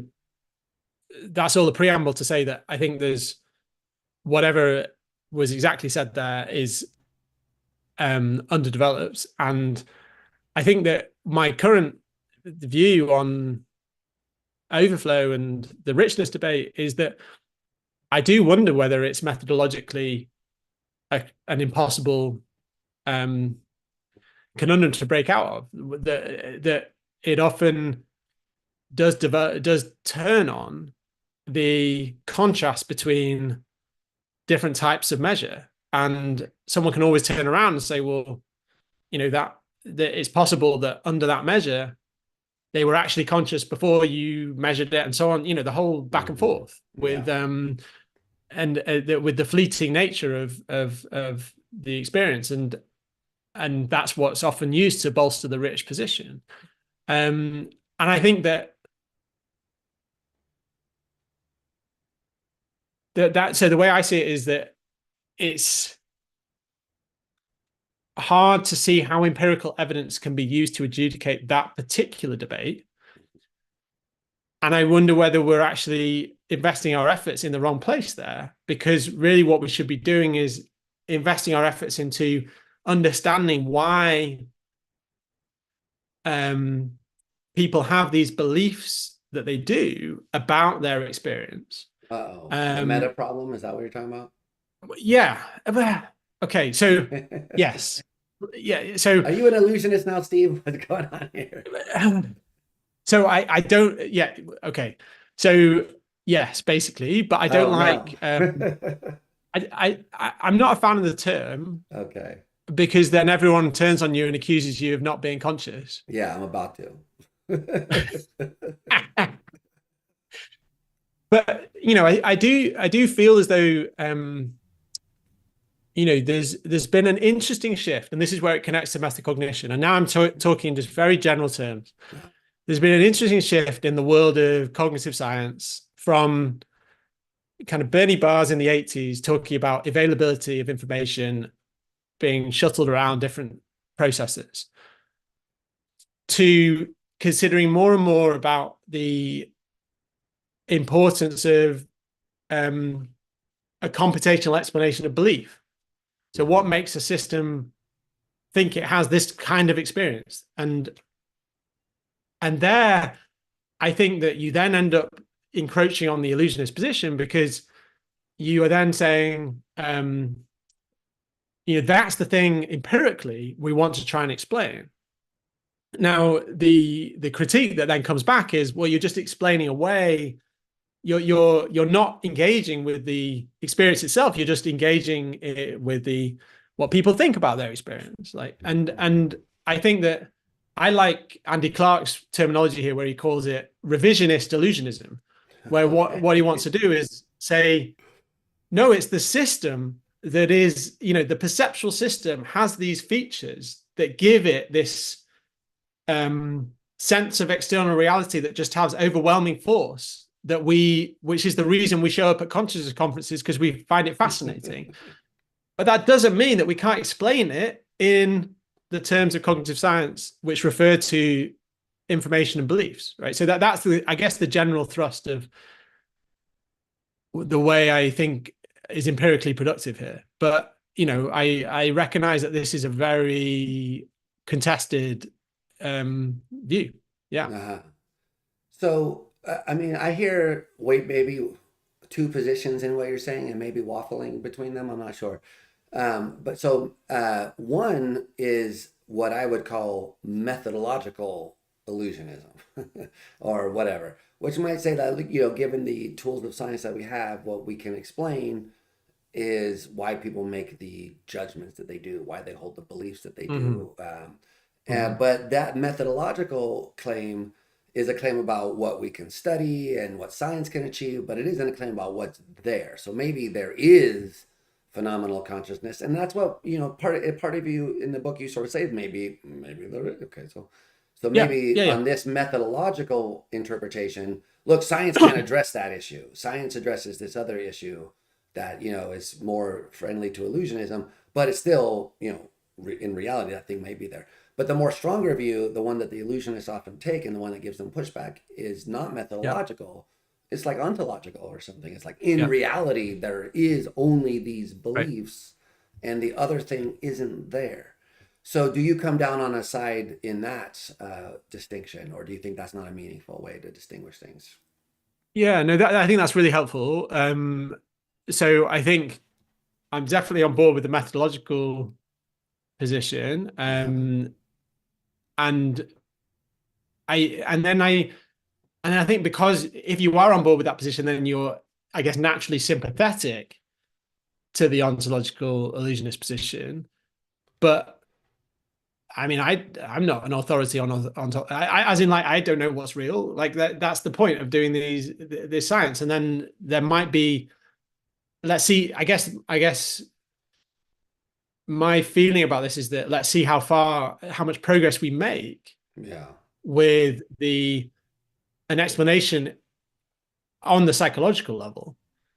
And I think that, actually the tools and the methods for doing this kind of work, looking at um taking metacognitive processes seriously, taking confidence, belief formation, subjective inflation, how that interacts with um qualitative judgment. I think there's loads of cool things to be done in that. And then if we end up at a position where we kind of can explain all your judgments about your experience in psychological terms that are rich enough to capture those judgments, and can also then kind of show why you might have this overwhelming force that makes you think there must be more going on. I think that's the really interesting meta problem aspect to it. Then I think that, maybe we'll convince a few people that there's not much more to be studied. But obviously, clearly there could be more. There Right. could be more. I just feel like then you do start hitting up on the buffers of what cognitive science can do. Yeah. I mean, And yeah. yeah. So it's like you left New York and went out into the you left the phenomenal light of New York and are now in the cold of London town. I can see why you'd be so depressed, Steve. But come back into the light, my man. Just kidding. But yeah, but so this really, I think, gets to sort of the heart of the matter in a sense, because there really are two approaches here. What you start out wanting to explain. So Mm, one side, the side like me, says, well, you start with consciousness. That's mm, where it all you can't start anywhere else. You start with, like, here's me in the world and it's like this. And so that's like a datum that there's something that it's like, that there's a mm, phenomenal aspect, mm. and you've got to have that in the explanation at the end of the explendum or whatever. I don't know Latin well enough to know that I'm making a silly mistake. I think I know I'm making a mistake, but I don't know explanans. Whatever, I do know. Anyway, so you want it there. And the other side says, well, okay, no, that doesn't go into the data. What goes into the data are what people say about that, but not that. And that's like the Dennett heterophenomenology versus, like, Sure, reality, I would say, but sure. versus the sort of first person approach. Um, so I do think Well, that so it, I mean, just so I wonder whether we've actually been. I think I very much hear what you're saying, that this is a kind of contrasting, fundamental difference in starting point. Yeah. Um, and the Great Divide, the Chalmers in the Chalmers 1996 book, right? The kind Right. of is is like a fundamental fissure in the field, I feel. That and I do wonder whether this is where adopting more and more naturalistic cognitive science approaches will help bridge this. It might not convince people who think that this is already beyond what psychological science can do. And Right. again, I'm not saying that that position is wrong. I just feel like it's beyond what psychological science can do. So you might end up with a metaphysical picture that you think is the correct one that is outside of what you wouldn't need to run a cognitive science experiment. But I'm Right. just within this debate about starting point. Imagine a case where you can put on a VR headset and turn all the dials until you match exactly the properties of the thing you started with. This is the kind of thing that Anil Seth's group are working on, Yeah. and others. So, the methods of CogSci tend to be like button presses and language, right? And that's where Dennett, when he was writing about heterophenomenology, was starting from, because that was the tools that were surrounding him at the time. Hmm. But I just wonder whether when you get tools that essentially exhaust it in interesting ways, I mean, all the Mike Cohen richness stuff is really cool, because essentially that's what he's doing, is getting people to like match their experiences Right. in a way where they're surprised that it was not like what they thought it was. And then you can use those data as a basis for starting to develop what processes might support that particular experience, right? So I think, yeah, I just wonder whether some of this fundamental fissure can be healed with methodological development in psychological science. Yeah, it's interesting. And also, so not only does it sort of, is it a fissure in like how you start, but it's also a fissure in like how you think science should proceed. Because, for me, I'm very influenced by the kind of Ned Block approach.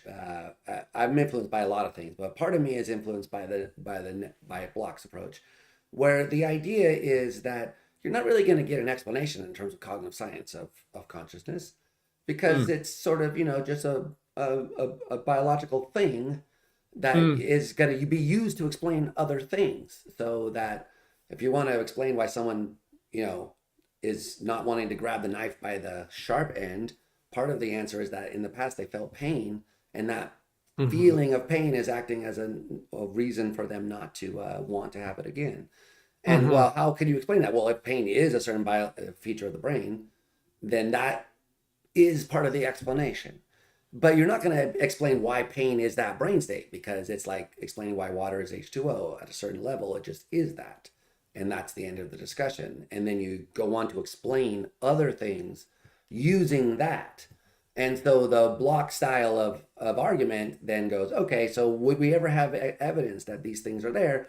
And that's where the whole mesh argument comes in. You look at what neuroscience has discovered, what psychophysics has discovered, you kind of overlap them, um, and what you get is kind of, it looks like a picture that emerges is that maybe there's more to what people experience and what they can mm. Yeah, metacognize.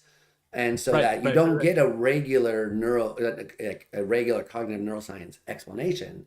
You get this other thing that emerges from doing all the regulative cognitive science, like an argument to the best explanation, or anyway. But Yeah, yeah, yeah, so it's just a different approach. That's what I was trying to contrast. Not to say which one is right or wrong, but yeah, that yeah, there, yeah. it reflects more than just like I like consciousness. It also reflects like how you think the science of consciousness should Yep, proceed. I think that's really the fundamental issue with it. 100%. No, I think there's lots of other, yeah, and I I think because I've done metacognition research and I've got papers on higher order theory and prefrontal cortex and stuff. I think I'm often held up as someone who thinks it's only what you can metacognize and it has to happen in the PFC, and like and I actually I'm very sympathetic to the block kind of, let's get to a place where we're as consistent as possible between what the behavioral data, um, Right. as much can we exhaust as much as possible the first person experience using third person tools and see how that lines up with the neuroscience. And that's, I think, definitely been influencing me in terms of like thinking about this distinction between um maybe the all the first order representation provides the content that might be sufficient. Like that's a kind of back of the brain style of theorizing. Right. I think there are additional things that are needed to um get you to a position where something becomes conscious in a psychological, in a way that can be studied in a psychological experiment.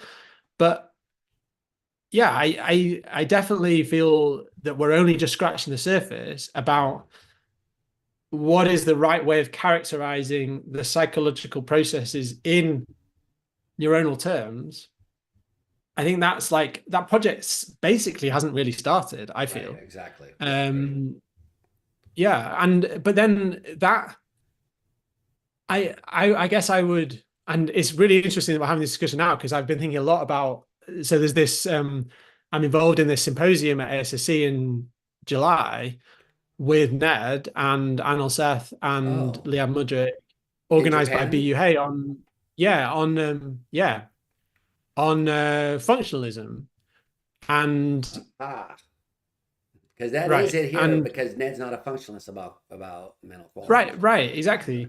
and and I guess like,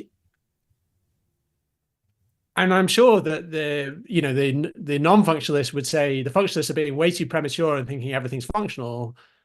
But I would kind of say the non-functionalists are being a bit too premature in saying everything's biological, or it feels as though like let's give the functional explanation a chance to even work Yeah. um, They before we haven't take even that off the developed it table. And really. I I mean, it was mocked in the 80s no, before they even could build it. It's like, oh, Chinese room, China nation. But no one had even built anything yet. They were like mocking it conceptually. So I take your point. They haven't really had the chance to even get off the ground empirically.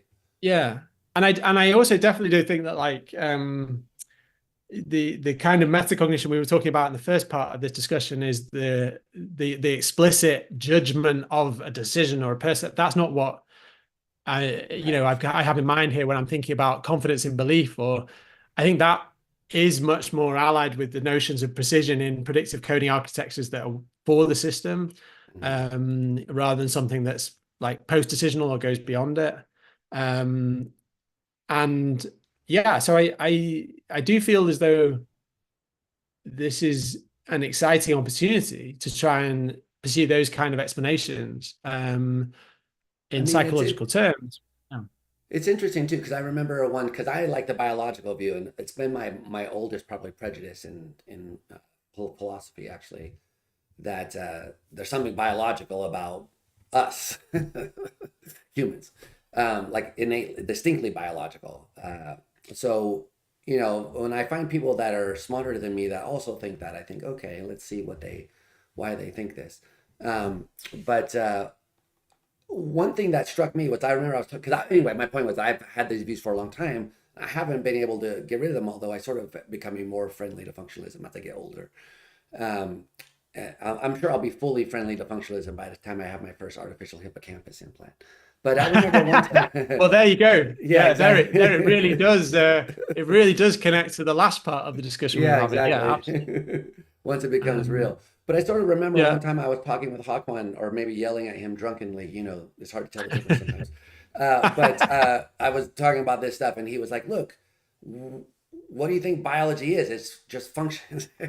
That's what Yeah. biological means. It's just this is one thing we've learned is like what it means to be biological is to like to be doing functions basically. So what else is Right, there right, to right, biology besides the? And I was like, I don't know, the calcium right. ions, man. But Yeah, no, absolutely. yeah, I so that's a mean, more fundamental point. Is like when people say, "Well, can it? What shouldn't it be biological?" Then it really is open question. What do we mean by that? yeah, and I mean, I'm always I always think back to I think it's Kinds of Minds that Dennett has this passage about if you really cash out the functional story in all its glory, then you might end up with something that basically is indistinguishable to biology. We don't know yet, like whether that's, Yeah.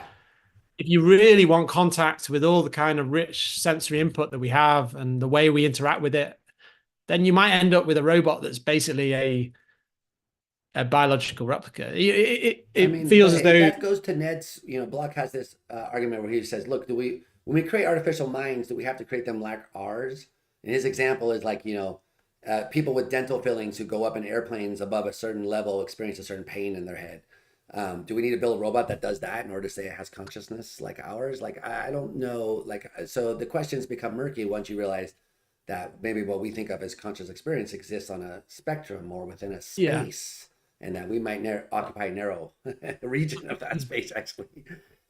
So it does Yeah, boggle the this is why mind. I'm a bit worried about this symposium, because Ned always has an answer, right? Yeah. So it's usually it's usually very compelling, Well, and I'm so I'm yeah, bummed that I can't be there for that. I'll have to watch. Maybe hopefully it'll be on video, but that'll be a very yeah, interesting hopefully, discussion. hopefully, yeah, it'll be fun. It'll be really fun. So is this what are you Absolutely. going to talk about? Quality spaces and things of that nature? Well, so yeah, so I think I think aside from just trying to articulate the broader position briefly, and the broader promise of this research program, um, I'm going to talk about psychophysical investigations of reality monitoring as a way into this. Mm, So essentially, that is asking, when do people think or believe an experience is real, and when do they think it's imagined? And we've been doing quite a lot of empirical work on this recently.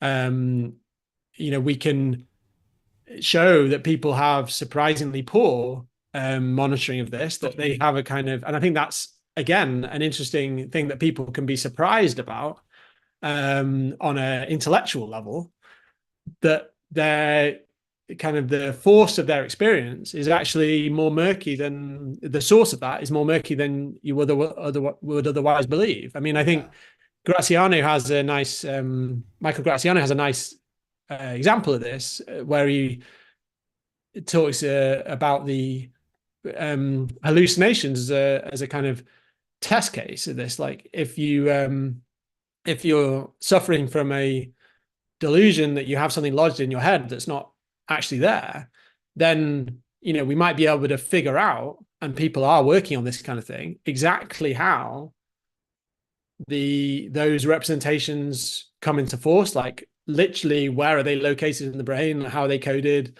how do you assign a confidence or precision estimate to those representations, and that might end up being a kind of sufficient explanation for why that person is absolutely convinced that they have this thing that's lodged in their head that's not actually there.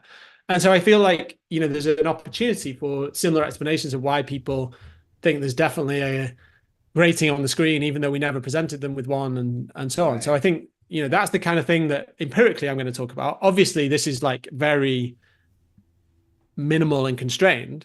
But the idea is that if we can learn something about the principles that attach confidence to minimal forms of perceptual experience, then we could start to generalize that to richer forms of experience. Interesting. Steve, you're doing it wrong. You have to talk about Mary in her black and white room.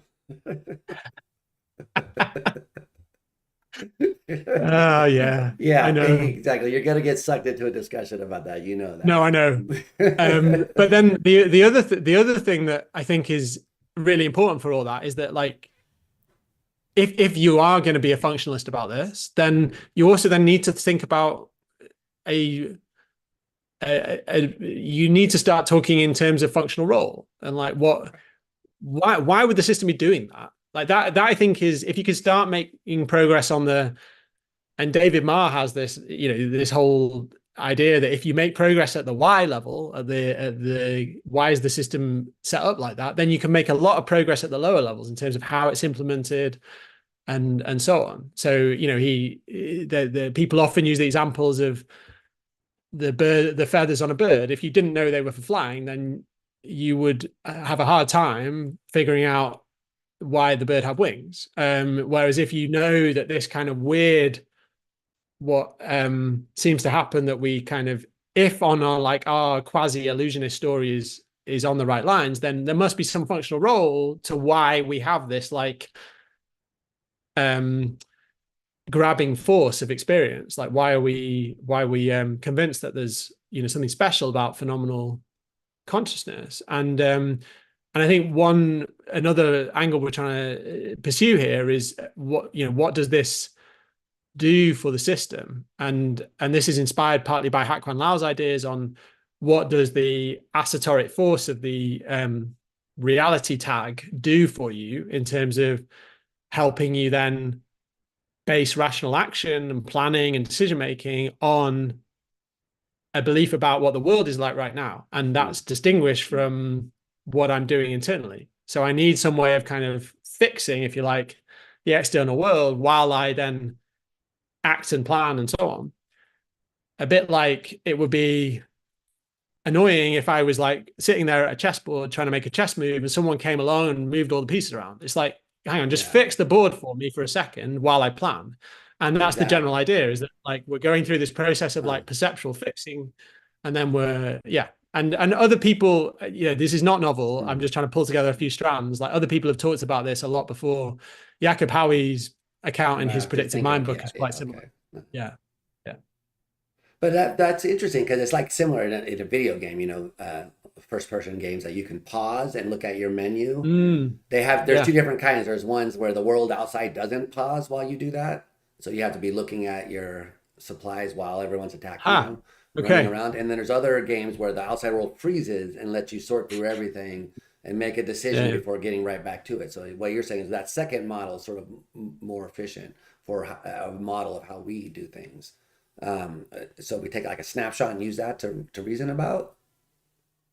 Yeah, exactly. And I think that so it gets quite fraught about snapshots because the wrinkle here is that the snapshot is probably itself dynamic. Includes motion and things that are moving in the world. But I mean, a lot of the here I've been quite influenced by this really beautiful work from Michael Herzog's group on temporal windows of integration, where there's this surprising predictive and post-dictive influence on how you essentially become conscious of a moment in time. It still phenomenally, it still appears dynamic, but the idea is that that's somehow being built and then served up into conscious experience. And then, if the window's a little longer than might appear useful for the immediate control of action, that then starts you thinking, well, what is it for? And I don't think we know. I think those experiments are again just scratching the surface on what it means to kind of build this slightly longer window of integration. Interesting. I mean, yeah. So I think, but there's lots of interesting work on the temporal stability of experience and the oscillation inherent to the perception action cycle.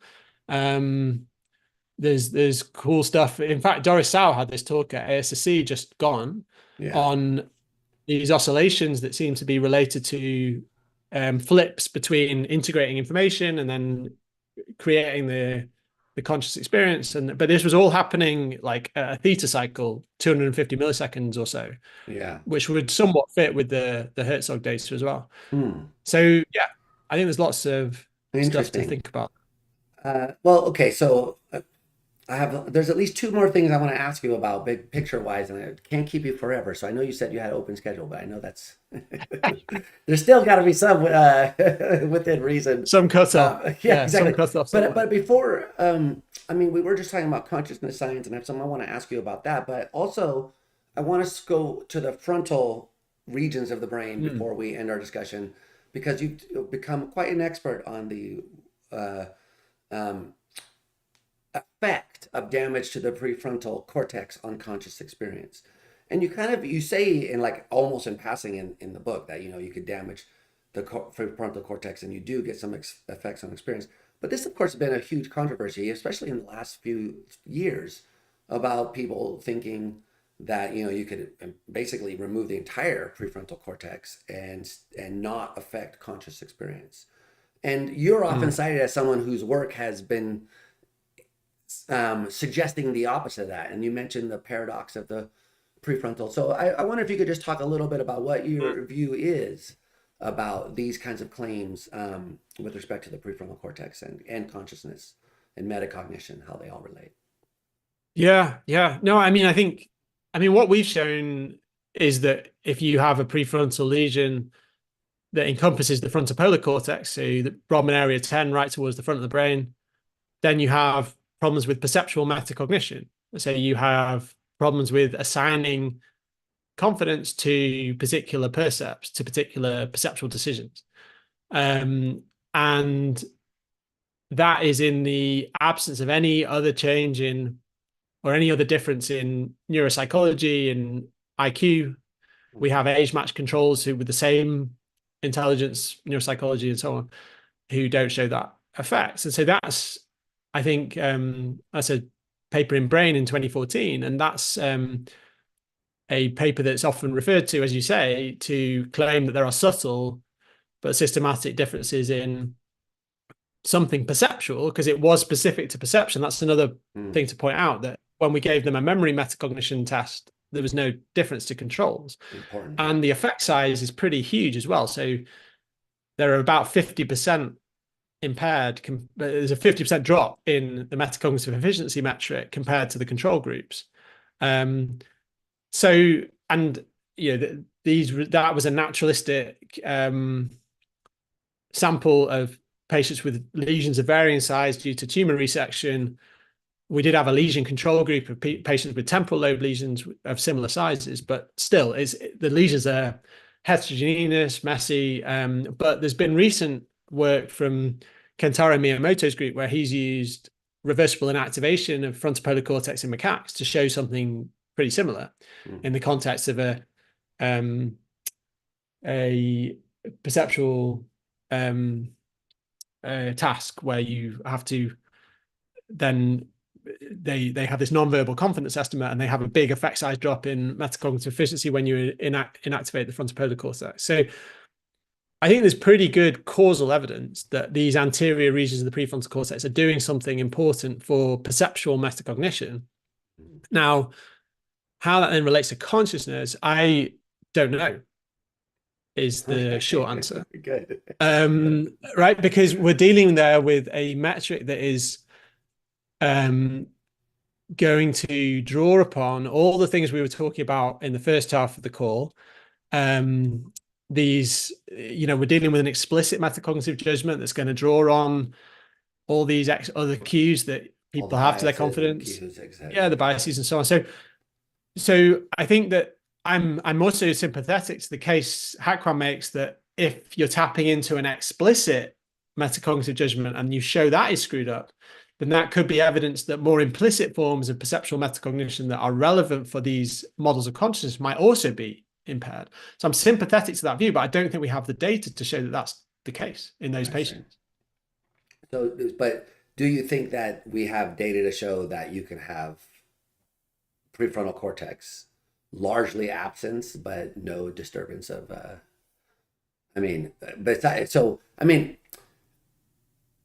one of the critiques that I've seen of this line of argument, which is kind of what I'm trying to hint at, is that the effects in your work from 2014 are very subtle.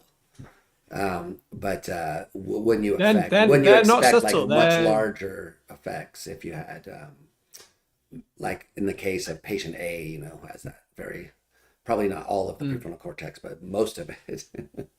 So, and there's lots of damage. Yeah. So the kind of the philosophical case from Benj, who I know from Benji. From who, sorry? Benji Kosik. Oh, yeah.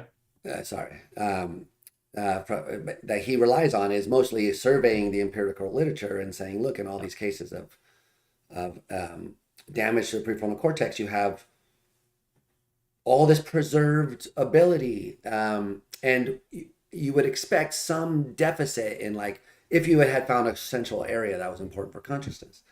Now, so I know you have a response to that, but I'm just curious if you could tell us about it. Yeah, I think so. Having worked with patients with brain lesions, either due to stroke or due to tumor resection, things are very heterogeneous, and you almost you very rarely see clean bilateral damage like the that cuts across two hemispheres.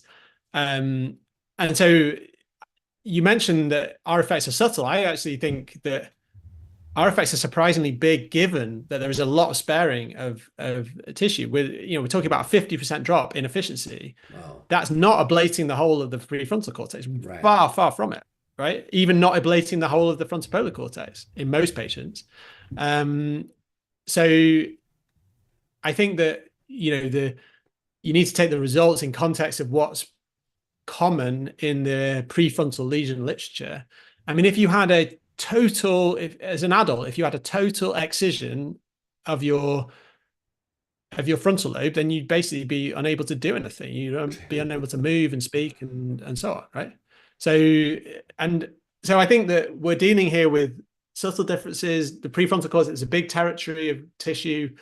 Um, I but I kind of know I'm sympathetic to the thrust of the critique, which is I think there's been a notion that if consciousness is quotes in the PFC, then you take it out and then you should become unconscious. And I just feel like I don't think that's true either.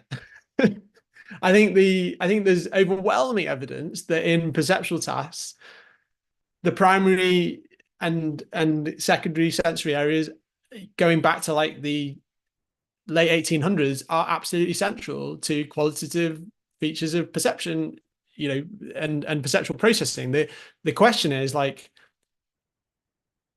can you get from these lesion cases insight into whether some aspects of those responses now become more on the leaning towards what we would perhaps classify as unconscious in, say, a primary experiment, or something where we have lots of control over the stimulus and we can measure it properly. So I don't know is the question, is the answer. I think I'm just trying to say is that like I don't feel like it's simplistic as either camp makes out Right. on And that that's why debate. you're attracted to your own, like your higher order. By the way, I saw the discussion with you and Victor at the last ASSC before last.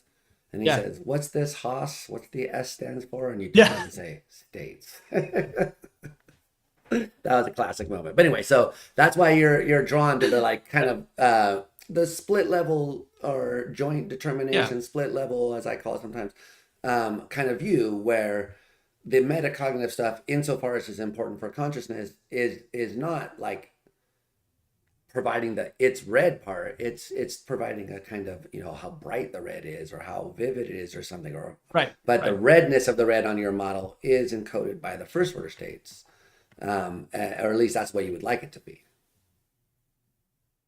Your Yeah. I mean, I words think now. there's Did I say it wrong? well, so yes, a little. Okay. So I think the model is just a model of a I definitely wouldn't go so far as to think of it as like a fully is far from being a fully worked out theory of like consciousness writ large. I would say this is a model of the kind of cognitive process that might account for some of the features of um, how the system can make inferences about these two important components of conscious judgment, which is both their content and also the level of awareness you have of them. So if you take that as your starting point, there's more the qualitative psychological side of things. And then you say, well, how can a system that's we think is doing inferences at various levels of abstraction, essentially, how can we kind of extend the regular predictive coding view of perception out to include this more abstract notion of being aware of lots of different types of possible content? And so there and there it is kind of tilting at this psychological notion of awareness that we can study in experiments by asking people to report on what they see and hear and so on. So there is still then this open question that comes back to the overflow debate about like, if you take that level away, what are you missing? And so in the paper, I articulate weak and strong views. The weak view would be you take that level away, you're missing reportability, but we're just going to be like agnostic about what else you're missing. Right. And the strong view is that that extra level is like playing the same role that a higher order representation plays in higher order theories, that it's making you phenomenally conscious of the first order representation. Right. And so you kind of haven't, I mean, the paper when it first came out was like, this is just a model of like how people make inferences and report. And then later, like, oh, maybe it's a theory of consciousness. And now you're saying, well, actually, the first one, it was a theory of consciousness. I just didn't want to say it. Because that's what consciousness is. It's just making these judgments and then issuing the reports. It's sort of what the model ultimately turns out to be saying. Yeah, this is We're going to get you on it's an illusionism one interesting. way or the other, Steve. Yeah, I know. There's an interesting way of characterizing the journey. It all seemed a bit more joined up than that, but you might be right. Yeah. No, I mean, I think that like, yeah, I think that I do worry about, and this more gets to the kind of meta science level of like, if we were in the memory field, like, and I suggested a model of how a particular feature of memory works, then I wouldn't be asked to say, is this a theory of memory? Is this actually a theory of all memory? Like, Yeah. have you got everything in it? And I feel like there's quite a push towards Yeah. universalism when it comes to theories of consciousness, and I can understand, totally get why that is. Interesting. But I do worry slightly that like, and I think part of the my this model together with yourself and others is part of this adversarial collaboration on higher order theories. And my reading of that is that like there's this umbrella term which we call higher order theory, and we now have like kind of different models of component processes within this broader umbrella term that Mhm. we're contrasting and trying to test against each other. And that to me feels a bit more like cognitive science in other domains, whereas there's other versions of those adversarial collaborations which are really kind of pitting theories writ large against each other. And Right. I And think that's a that different sort of you know task. that's a different sort of endeavor. And I guess like the ambition of Hoss is not to say we've got the answers here in terms of like this is a fully fleshed out model. It's to say this is one particular computation that I think we should take seriously as potentially playing a role in the explanation here. I mean, just really And quickly on the yeah. universalism stuff, do you not get that with memory? So we do kind of have a standard picture of memory at the psychological level, at least, that you might think of as a um, starting with the working memory Bandera kind of style, updated with what we've Mhm. learned about automatic encoding and classical conditioning and stuff like that. So different ways to encode.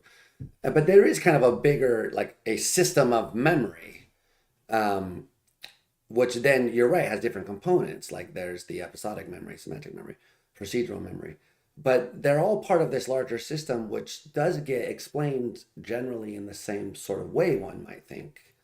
So is that? I Yeah, mean, that's so I get interesting. what you're saying, but isn't that the end goal to end up with something like that for consciousness too?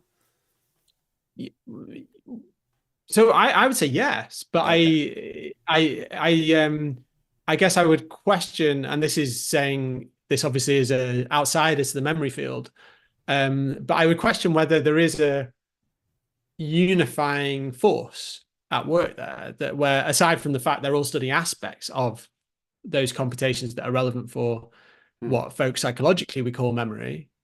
Um, I feel like in consciousness the push is much harder, much stronger to say ultimately you need to be aiming at this one unifying Hmm. notion of phenomenal consciousness. And if you're not tackling that one unifying notion, then you're not really doing conscious science. And I feel like that's not that unifying force is less prevalent in other areas of psychology.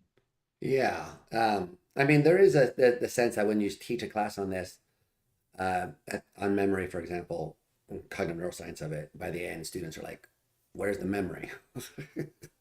Because you get in there, you say, "Well, there's this thing called memory," and they're like, "Actually, no, there isn't. There's these four different things that each have their different Yeah. systems that each kind of work in a different way." And so in Uh, that sense, so you do, I think, sorry to say, I think that's where we're going to be when we're teaching our classes on consciousness in okay, yeah, 50 years' interesting. time. That's what I was wondering. But I mean, I'm kind of saying it tongue in cheek a bit because I know I'm getting back to your favorite topic of illusionism. But like, essentially, that's where, that's. I feel like there's there is the adopting the perspective of kind of component computations or models of different interacting parts does mean that you end up with, to some extent, explaining away the original folk psychological thing you started with. Mhm. And I think we've become more used to that in other areas of psychological science. Yeah. And Yeah. I do wonder whether we'll end up getting more used to it for consciousness eventually, or maybe we won't. Maybe we'll just, still consider this as like an outlier in the field. I'm not sure where it will go. Yeah, interesting. I mean, I would say that the thing that's left over in all those cases is phenomenal consciousness, and that the thing that we accept is kind of, in the other terms, is the part that we can say, okay, like the part of memory that's okay to explain away is not the consciousness of my memories or what it's like to experience them. But there's other stuff about storage, formation, updating, blah, blah, blah. They're Mm. related in some interesting way. But I would be on the other side. I don't think we're going to get to that point. But, who knows? No, I'm happy to be no, I wrong. appreciate that. But but also when you talk about memory in those terms, you've been kind of we've both grown up in a world of psychological science, a kind of cultural milieu where that is just the natural way of talking about it, especially with the computer metaphor and so on. So Hmm. yeah, I and consciousness science in terms of the trying to do essentially kind of do empirical science that tries and tilts at the phenomenology. That does have a long history, but it's a bit more checkered. Yeah. And in terms of a systematic science that's trying to connect down to the computational and ultimately, hopefully, the neural level, I do get a sense that's quite young. Right. So I wonder whether someone growing up in a world where that's just the standard way of Got a pursuing very things different view. Yeah. might feel differently. Yeah. That's interesting. I mean, we'll have to wait and see. Um, for me, I would, I have a kind of death first attitude towards illusionism. So, that's, yeah, Well, that's that's me. true. That's uh, yeah. okay, but because I do sort of think like loss of consciousness is almost worse than death. Like I do find, like if I were to find out I was a zombie, that like, yeah, gee, life would suck. Anyway, so Well, there's that's why if you come over to the illusionist camp, then you can't have that, right? So then you're all right. Um, illusionists are zombies. I mean that. A world where I have this little jab in my book where I say a world where illusionism is true. Let's call it deluded Earth, ha, ha, ha. Instead of planet Earth. In a place like deluded Earth, where the theory of illusionism is true, there's just zombies. I can't live in that place. I don't live. I don't exist there. I don't think. I mean, I feel that as like that back to that thing we were talking about before about a fundamental difference in starting point. Like I just no possible way that I'm in an illusionist world. But anyway, I mean, as I get older, we'll see. Check back in 35 years, because I probably would have said the same thing about most of the things I believe now if you had asked me, when I was younger. So that's the way sure. it Yeah. works. Before I let you off the hook, and I know, I can't, again, tongue cheek keep you forever, but it's turning into forever. It only feels like forever, Steve. No, it's been fun. It's been fun. But I want to ask you, you brought up the adversarial collaboration. And you are in an interesting position with respect to that. Maybe a unique position, because on the one hand, you're a leader of, as you said, one or sub leader or a co leader. I don't know how you want to phrase it, but Co-leader, yeah. yes, you're up there in chargeness of an adversarial collaboration, but also you are the lead author, or at least the first author, on a critique, that open letter which critiques IIT, but also the adversarial collaboration, I would say, between IIT and Global Workspace. So it's sort of interesting that you find yourself in a position of being like a leader Mm, of one of these things, but also critiquing how it was done. So that's not obviously mm. contradictory or anything like that. It's just an interesting position to be in. So I Mhm. wonder if I could ask you about that interesting position. So how did you come to feel, well, to be involved in the Templeton project, but then also feel Yeah. compelled to be involved with this other letter? Yeah. No, I mean, I've been reflecting on this a lot recently. I mean, I think the second half of last year was um in on a personal level very, I think, stressful because I felt in this position of tension, as you articulate. Hmm. I usually don't like conflict, and I think the letter was, in hindsight, made it was incendiary and created a lot of conflict. And And it I was think people you that know too, like and Neil and yeah, those yeah, guys are around sure, sure, in the sure, neighborhood. yeah. I mean, I think so. So, I mean, I've talked to a lot of people on both sides of this since then, and I feel that there are lessons to learn on both sides, which hopefully that is a good thing that comes out of the past few months. I mean, I think on the letter side, you mentioned me as first author. I'm first of 10. So like I was part of an initial group of joint first, if you like. But it's listed as And I Fleming at all everywhere I've seen it. Well, that's because it's alphabetical in that first 10. And there is a note in the preprint that explains that. But obviously that gets a little missed. But Right. yeah, so I mean, I wouldn't say I'm You were first, but alphabetically first on that letter. yeah, absolutely. I'm part But of you were part of, like, a it was written by a core 10 people of which you no, were in that exactly. core group. Absolutely. No, Yeah. exactly. So I was part of an initial group that edited that the initial letter that provided comments and suggestions on the initial draft. Um, the one of the major regrets is that I didn't realize at the time how incendiary the title would turn out to be. So I think that a lot of people, as happens, and I do it myself, like when you see papers come past, you might just glance at the title and look at that, or read the first few lines. And I think that actually the content is a lot less inflammatory than the title itself. And I think there's And you might think they don't, it it's doesn't really deliver on the title. no, exactly. So I think that there is a technical use of the term pseudoscience, which is a worry about not making predictions about observable data and the diagnosticity of those predictions. And I think that this is a fair challenge for IIT and especially the adversarial collaboration, the Cogitate project.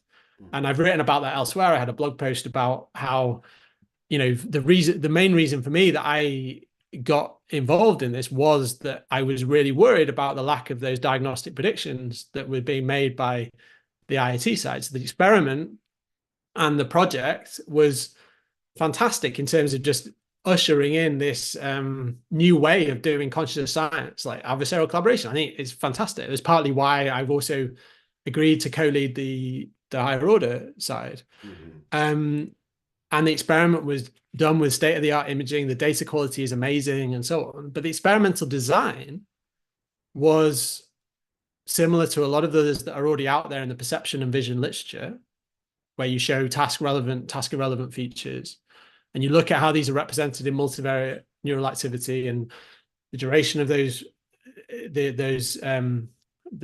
extent to which you can decode those features in different regions of the brain.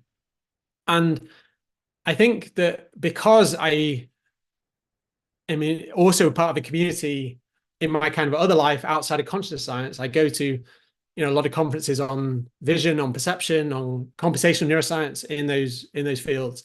And my real concern was that like this was being put forward as the kind of like the flagship project of recent years in consciousness science, but Mhm. those predictions that there would be decoding these particular brain areas were not diagnostic of IIT. So nowhere was the theory used to make predictions in terms of calculating phi or simulating the capacity of different architectures, different subregions to have that capacity. So I think that like the technical term that was used there is a fair challenge, but then there's obviously this more colloquial meaning, which has a much more accusatory tone to it, suggests like that you're being malign in your actions, and Yeah. so I think, Exactly. and I mean, that's what I it's always said like is like this. These are like fighting words. You're accusing someone of being it, a bad person, yeah. basically, when you say this. It's like So you be very no, careful. exactly, and I think that there is now this longer version that's in the works that will Right. hopefully do a much better job of unpacking those worries. Um, I also think that there were special circumstances here because these points, including the use of the word pseudoscience, by the way, have been made by people in the community in the past. Like I there's mean, I was just sorry to interrupt you, but just really quickly, yeah. I was just watching this video. I mentioned it of you at the ASSC on that panel discussion. Hmm. And I think I heard Liat or Lucia, one of them, say the word pseudoscience about IIT. She said, Victor said that you could consider this as pseudoscience. And I was like, whoa. So that was in Ah, interesting. the ASSC before last, when obviously someone had said that what people were talking Interesting. about this already. So I Yeah, think yeah, your yeah. point is right. You guys are not the first person, or that letter is not the No. first instance. Well, I mean, Michael Graziano's in print on it, and Jake Hansen has a talk that's got a lot of views on YouTube where he's worried about the demarcation problem when it comes to IoT and so on. There's also the nature human behavior piece I think were you a co-author on that, the 54 Yes, exactly. co-author Uh-huh. piece? Well, but we didn't say pseudoscience. No, we didn't use the term pseudoscience, but there is a paragraph in that, and It that says piece was basically the signed same thing. Exactly. Hmm. right. And also people who signed that were also involved in the Cogitate project. So, there's been worries in the community. And Exactly. I think I was kind of like, personally, I was like, IoT is this metaphysical position as a philosophical mathematical project seems totally fine to me. It's like interesting, right? But the worry I had was that like there was this kind of the Cogitate project meant that there was this like sudden jump over into Hmm. mainstream cognitive neuroscience without articulating any of those bridging principles into it, really. Right. And that's what really worried me because I'm kind of part of that field that they're jumping into. And I feel like if we want to nurture this connection between consciousness science and cognitive neuroscience, then we want to avoid kind of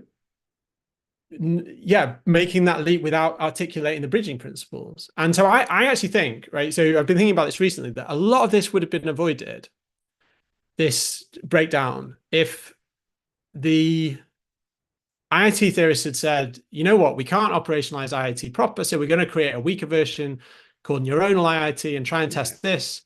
We'll use the connectivity metrics inspired by Phi, but applied to interregional connectivity, using the kind of stuff that people like Adam Barrett have been developing. That's all cool stuff, really cool Right. stuff, right? And Exactly. I totally believe that you would find there's an important role to play for information integration in the human brain measured using those techniques.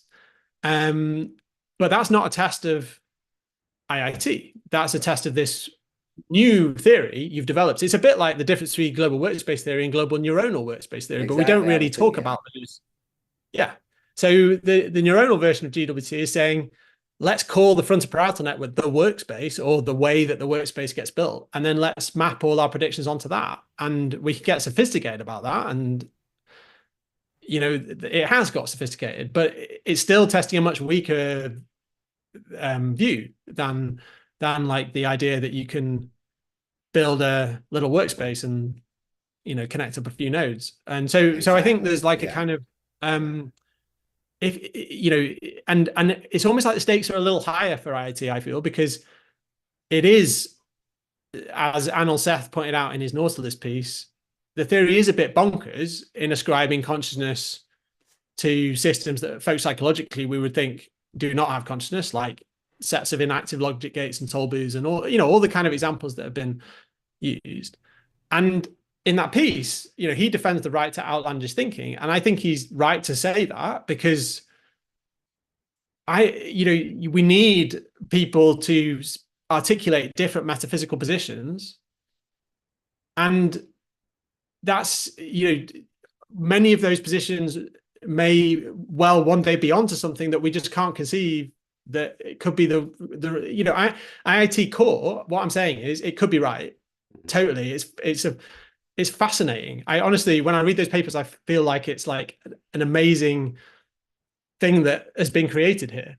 Yeah. But it's not right so far because of neuroscience. So I think things get really worrying when you start to turn it around and say, like, we're now going to go from the neuroscience back to this highly unusual, what Arnold calls bonkers, I mean, slightly and some bonkers people theory. have been saying things like this, and I wouldn't say something like this, but I've seen people we know say things like, well, gee, you can't really use empirical work to test whether or not inactive logic gates are conscious.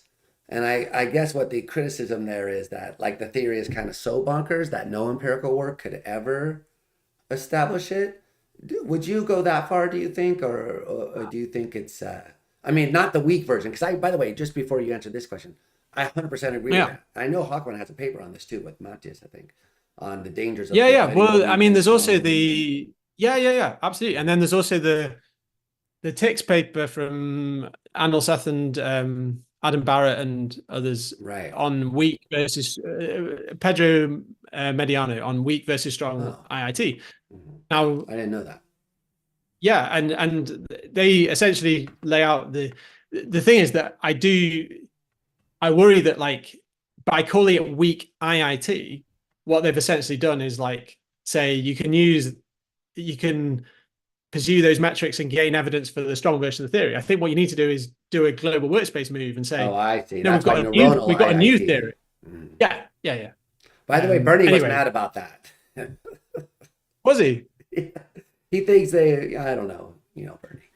Well, yeah, he's like, that's my theory. How's it different? Like, you can't just he thinks that is his theory. Yeah, It's not importantly yeah. different. But I think it is. Anyway, so I think you're going to disagree with that. And Stan and those guys have a way different Hmm. interpretation of how it's implemented in the brain than I think Bernie did. Hmm. Anyway, so I think there's a lot of interesting discussions around this question, because it does seem, so this is what I want to get at. So first of all, I want to ask you, like, how you respond to these kind of common objections that I've been hearing go around. But also, first, like, what is it that you thought was like warranting the use of that term? Because it's not just in the title, by the way. It's in the main Yeah. body of the letter too, where you say, we indeed do think that this pseudoscience label is relevant, or whatever, however you phrase it. So it's in the title, it's in the text. So what in your mind was the thing which made you think, okay, gee, this isn't such a bad thing to do? I mean, not like, use the word at all, but what about IIT made you think that it rose to that level? And what I heard you say, I think, but I want to check, was that, well, Yeah. they're saying that it's empirically confirmed when it isn't. Yes. So Yeah. that's why my previous question, which I want to now loop back to it. So how much, like, so, okay, is it that you think it could be, like, they shouldn't even be saying that they can't, it's like a panpsychist saying, I want to empirically confirm my theory. Like Philip Goff trying to ask money from the NSF to Hmm. prove panpsychism, that electrons are conscious. And you're like, no, you can't, that doesn't even make sense. Or is it this other weaker claim that what they have is like evidence for a different theory, not for their other theory, whether or not you could have evidence for that? Yeah, so I mean, I've written about this on the blog post. I mean, I'll put a link to I that, wrote by the way, so someone. people can read that. Yeah. Okay, great. Yeah, that'd Yeah. be great. I mean, so I think that for me, it's both. It's both of those things. Okay. So the the way, and this is something that IoT theorists freely admit, that, like, it's essentially impossible to compute phi for a network the size of the human brain, and probably networks much smaller than the human brain. But we need to start in humans. Um, Right. Otherwise, we can't go beyond humans to much smaller systems, right, where it does start to become tractable. And so I think there's just an empirical, you just hit an empirical brick wall there. And then in terms of, like, the the specific um critique of the recent experiment, it's the diagnosticity of the prediction. that like, okay, you might then say, well, let's have a weaker form where we just say, in general, there's some features of the brain that make it that make our theory more likely to be right, where you find decoding, for instance. But those predictions had no diagnosticity. And my bet would be that if you did actually articulate predictions that did have diagnosticity for a variant of the theory, you would end up with something that's much more like this weak neuronal version we've been talking about. But Interesting. no one's actually done that. And but if it may, that seems like a really important thing to do. Right. And I remember having this debate with people saying, well, isn't it just the same for global neuronal workspace? Like they have no bridging principles either. And I was like, well, no, because that's been part of the theory for quite a long time, that like this, it has been articulated in print that is what they're calling the workspace. It's pretty vague, Yeah, but then exactly. any bridging principles to the human brain at this stage is going to be vague because we just don't have very advanced neuroscience. So I think my worry is that you're essentially trying to like take the current state of neuroscience and say we can gain information from those kinds of experiments to support our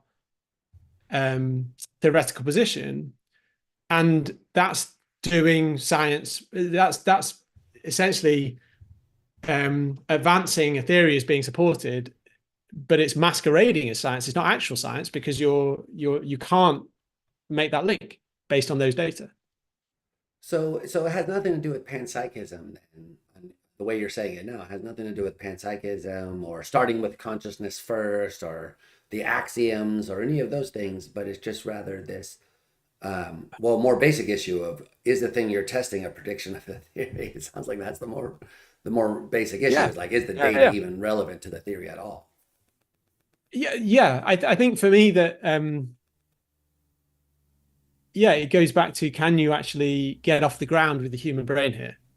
Because when I saw Um, the conversation I keep mentioning at SSC, but Melanie was there, and one of the things that came up was the kind of PCI test, say the zip and zap yeah, stuff, I guess. And someone was yeah. saying, "Well, gee, doesn't Global Workspace make the same sort of prediction?" And Melanie pushed back pretty hard and said, "No, this is a prediction of IIT. It was predicted by IIT. We did the test that way, so this counts as an empirical test of that theory, even if you can't." I think this is her way of saying you could test it even if you can't compute phi.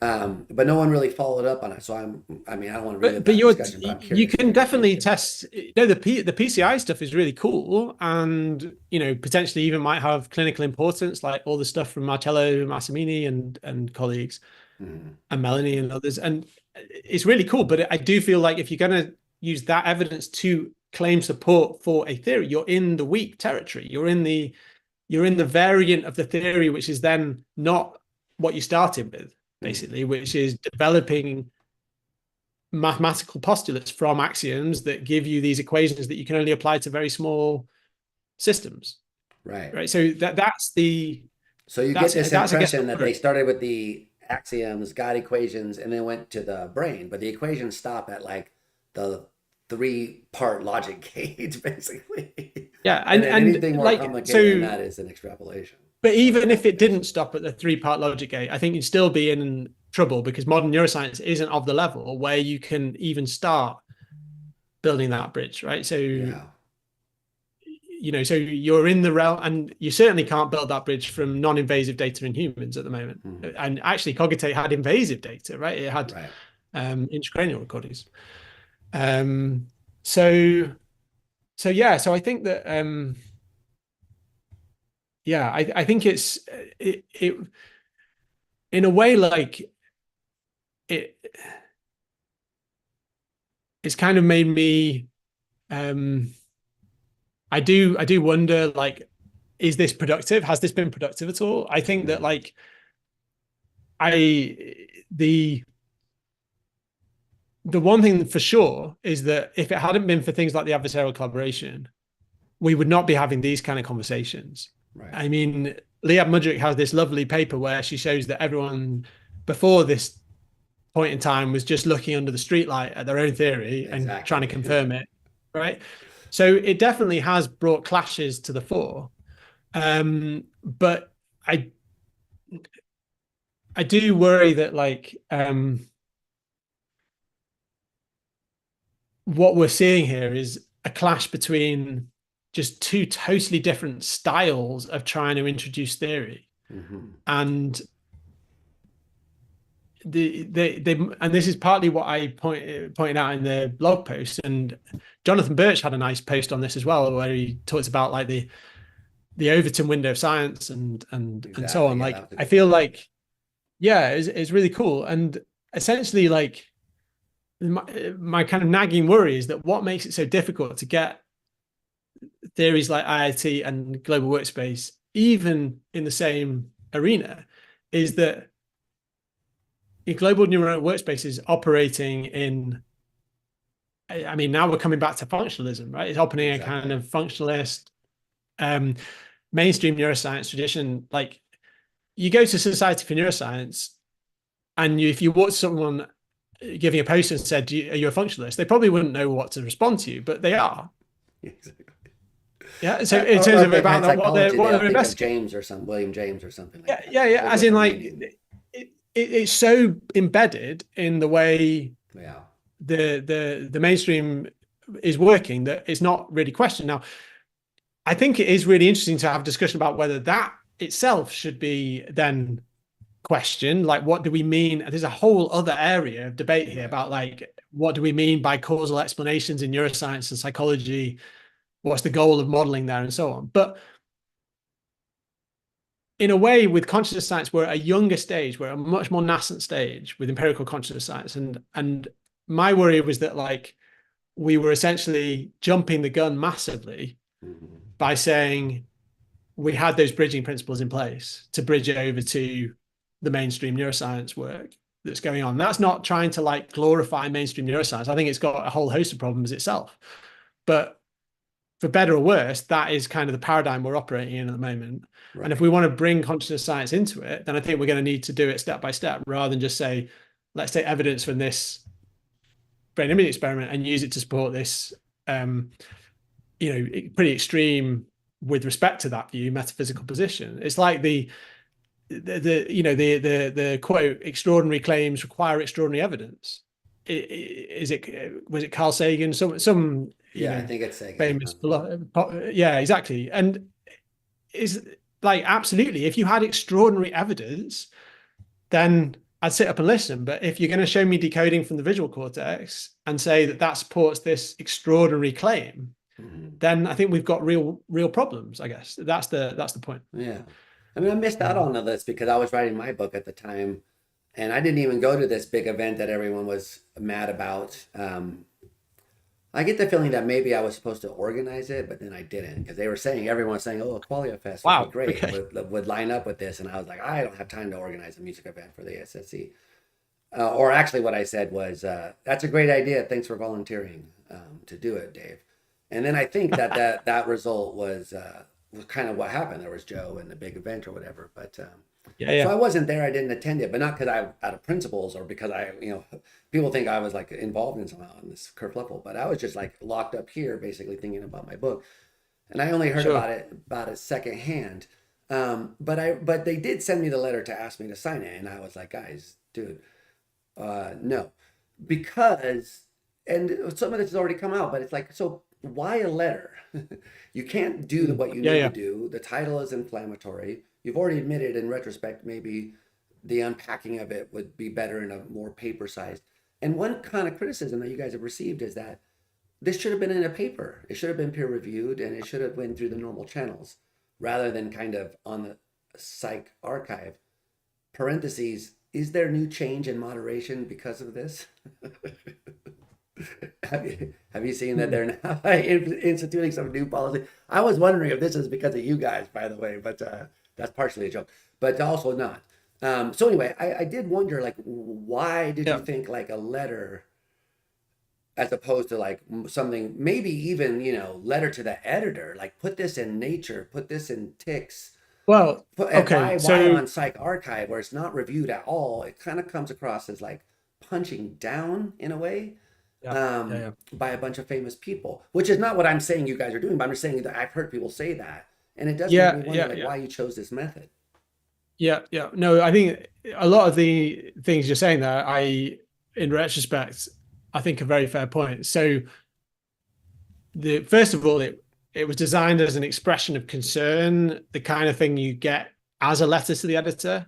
Right. Um, and it was submitted to a journal for review as a letter to the editor, and it didn't get Ah, reviewed there. And I think there was basically just the passage of time had elapsed and signatures had been acquired, and then there was like, are we just gonna let that sit I see. where unseen? And so I think there's, and so there is now a culture of everything that gets submitted to a journal gets pre-printed. Now I think that here I do worry that preprints were not the right avenue for this, and I also worry that perhaps the Cogitech paper, the preprint wasn't a great avenue for that either, because Right. the stakes were so high on both of these sides that it would have been good to have a bit of peer review in the process to essentially encourage private revisions on both sides. And so I do worry that preprints have kind of overreached a bit here, that Hmm. their original purpose of like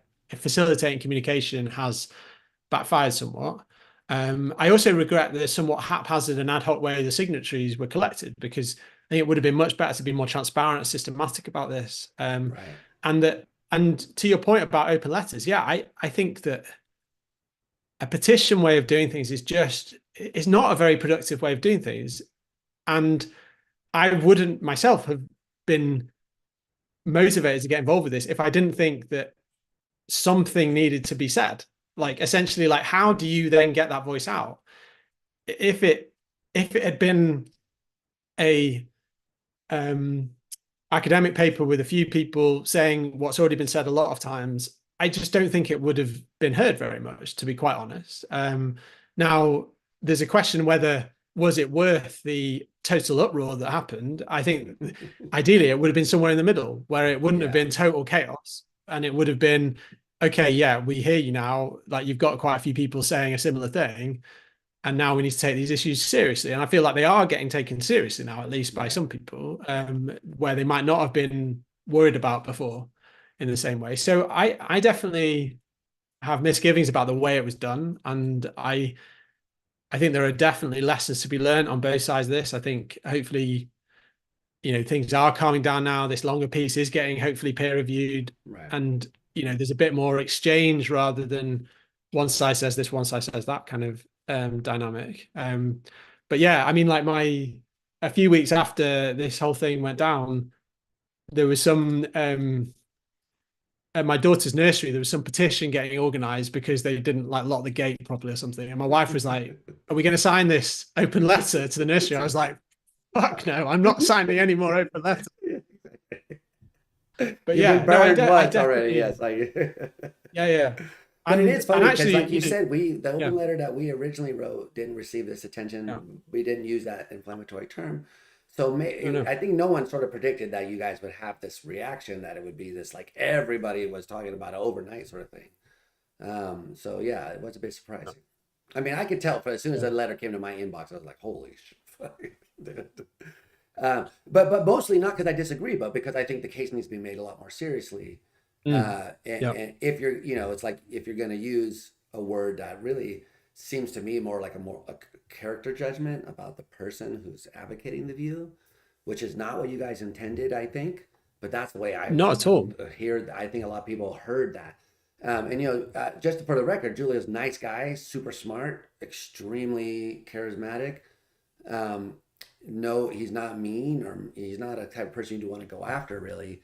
So I don't think that this Yeah, was a yeah, personal attack on him or his camp, although a lot of people not, interpreted it as like sour yeah. grapes and you guys just being like, we're pissed off at you or don't like you because you're getting attention. But that's clearly not what's going on, I would say, at the very least.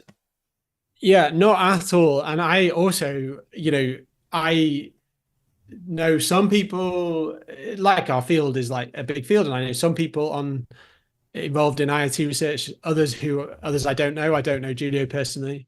I like after all that uproar, I felt awful. I lost a lot of sleep about it, actually, thinking like this is being perceived, as you said, a personal attack when it was actually designed, or at least the way I had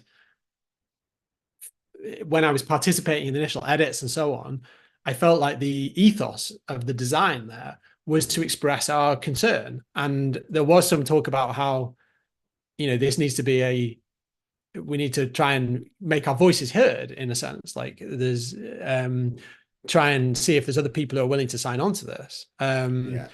But yeah, I think that's for me is the most regrettable aspect of it, is that it's kind of perceived as a personal attack. And in hindsight, I can understand why that, that I've learned a lot about how people treat this term pseudoscience. And I think that like it's clearly very divisive. Some people read it one way, some people read it another way. I mean, I had one thing where like, after it was kind of pre-social media, so or pre the like big dominance of Twitter and so on. But like when I was involved in some of the work on individual differences in brain structure in the late 2000s, there were a few blog posts out there calling it phrenology, right? So phrenology being the kind of study of bumps on the head, right? And in hindsight, they're kind of right, actually. Like it was a rhetorical device to say, what are you learning from this that isn't similar to what actual pseudoscientists were doing in the like 1800s? And I felt like, I was like really annoyed by that and thought they were attacking me. But actually, in hindsight, yeah, I don't think that's a great way of going about studying individual differences in how the brain works. It was popular for a while, and I don't think people aren't really doing it now for good reason, because it is kind of like neo-phrenology, because you're not looking for bumps on the skull, but you're looking for small differences in bumps in the brain, essentially, gray matter volume. And so if you have someone, I could easily imagine now, if I publish that paper tomorrow, in today's social media world and much more interconnected and so on, it could blow up. Someone could write an open letter calling me a phrenologist or our group a phrenologist and shouldn't do it anymore and so on. And I could imagine feeling that that's a terrible way of going about things, because of the blow up, not necessarily the thing someone said, but because the blow up, if you like. I can imagine that. And I think something similar happened here. Like I think that the concern is real, but the way it was evolved, if you like, after that concern was then put out there, had unintended damage. Yeah. And I definitely regret that side of things. Well, I know, and I know you as a reflective and sincere person, outside of academic life altogether, just as a regular individual. So I never had any doubt that these were methodological concerns that you were trying to issue, and that there was something that was concerning that you guys were trying to draw attention to. And the only criticism I've ever had was that this was not a great way to do it. And I think the way we've been talking addresses that. But could you I mean, you've never met Julio personally, but when you talked with Melanie and other IIT people, what has been, or since this has come out, has there been any responses besides this stuff we've been talking about, but about the science, that have caused you to rethink your issue a little bit, or has it become more, or have you become more like entrenched in that science, that the evidence on the science side? Yeah. I mean, I guess, I haven't seen a lot of these people since New York, and I'm looking forward to ASSC to actually see people. It's going to be a great family reunion. Yeah. Yeah. It's going to be kind of like Mean Girls high school vibe to it, potentially. Hopefully not. Well, we'll have home court advantage at least, right? Yeah. Okay. Yeah. Yeah. I mean, I have talked to a couple of people about this weak versus strong, and what's the fact that PCI and other metrics do well on diagnosing awake versus asleep, and potentially even in helping diagnose vegetative state patients and so on. Like, what does that tell us about the ontological status of IIT? And I think people who are involved in using those metrics have said to me they don't think it has any bearing on the ontological status of IIT. So, and I think And so. That's what I was very keen to make sure we did in the um, longer form article, that I'm not um, alphabetically a first in. no, and also not like a corresponding or lead author on this, but I have Okay. provided input and edits and so on. And I was keen to make sure that it distinguished in a crystal clear way between the kind of work on complexity metrics and connectivity metrics that highlight integrated information as a potentially important component of what it means to be a conscious brain, Mm. and then distinguishing that, the kind of neuronality or weak complexity view, from the core of the theory. And I think that's still a really important distinction that needs to get articulated in that hopefully in that longer piece.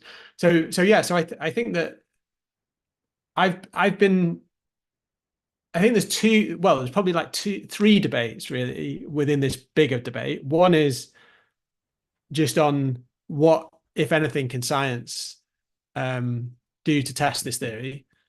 And I found surprising degree of agreement between people I've talked to who are working on the kind of weak IIT side, not on the strong IIT side, Yeah. and I think it'd be surprising if they did agree, because they think, that is a testable theory.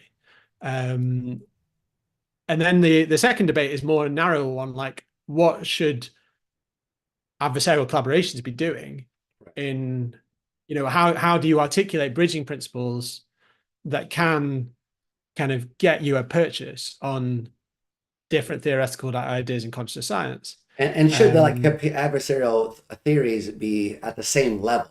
Because that's the thing that a yeah, lot of people pointed out way before this happened was that yeah, like global workspace theory is obviously a functional theory. IIT is a structural theory. It's not like that's where the unfolding argument and all that stuff comes from that people are interested in. So people already said it looks weird that these two theories are the ones that are trying to compete, or not compete, but make competing predictions, because they're just like coming from different viewpoints about how the mechanisms, or even if there are any, they're going to work. So it seemed weird all from the very get go. One couldn't help but think that maybe it's just like these are some famous people and these guys want them to be the face of the that they these are well known persons, like because anyway. So I do think that maybe on the part of Templeton there was some reason for having this one be the first. And I know they tried to have higher order theories in there, and Hawkman left for whatever reason not to participate. Um, and that story, maybe, I think we've talked about it before. I mean, not you and I here, but on this podcast, I think it's come up.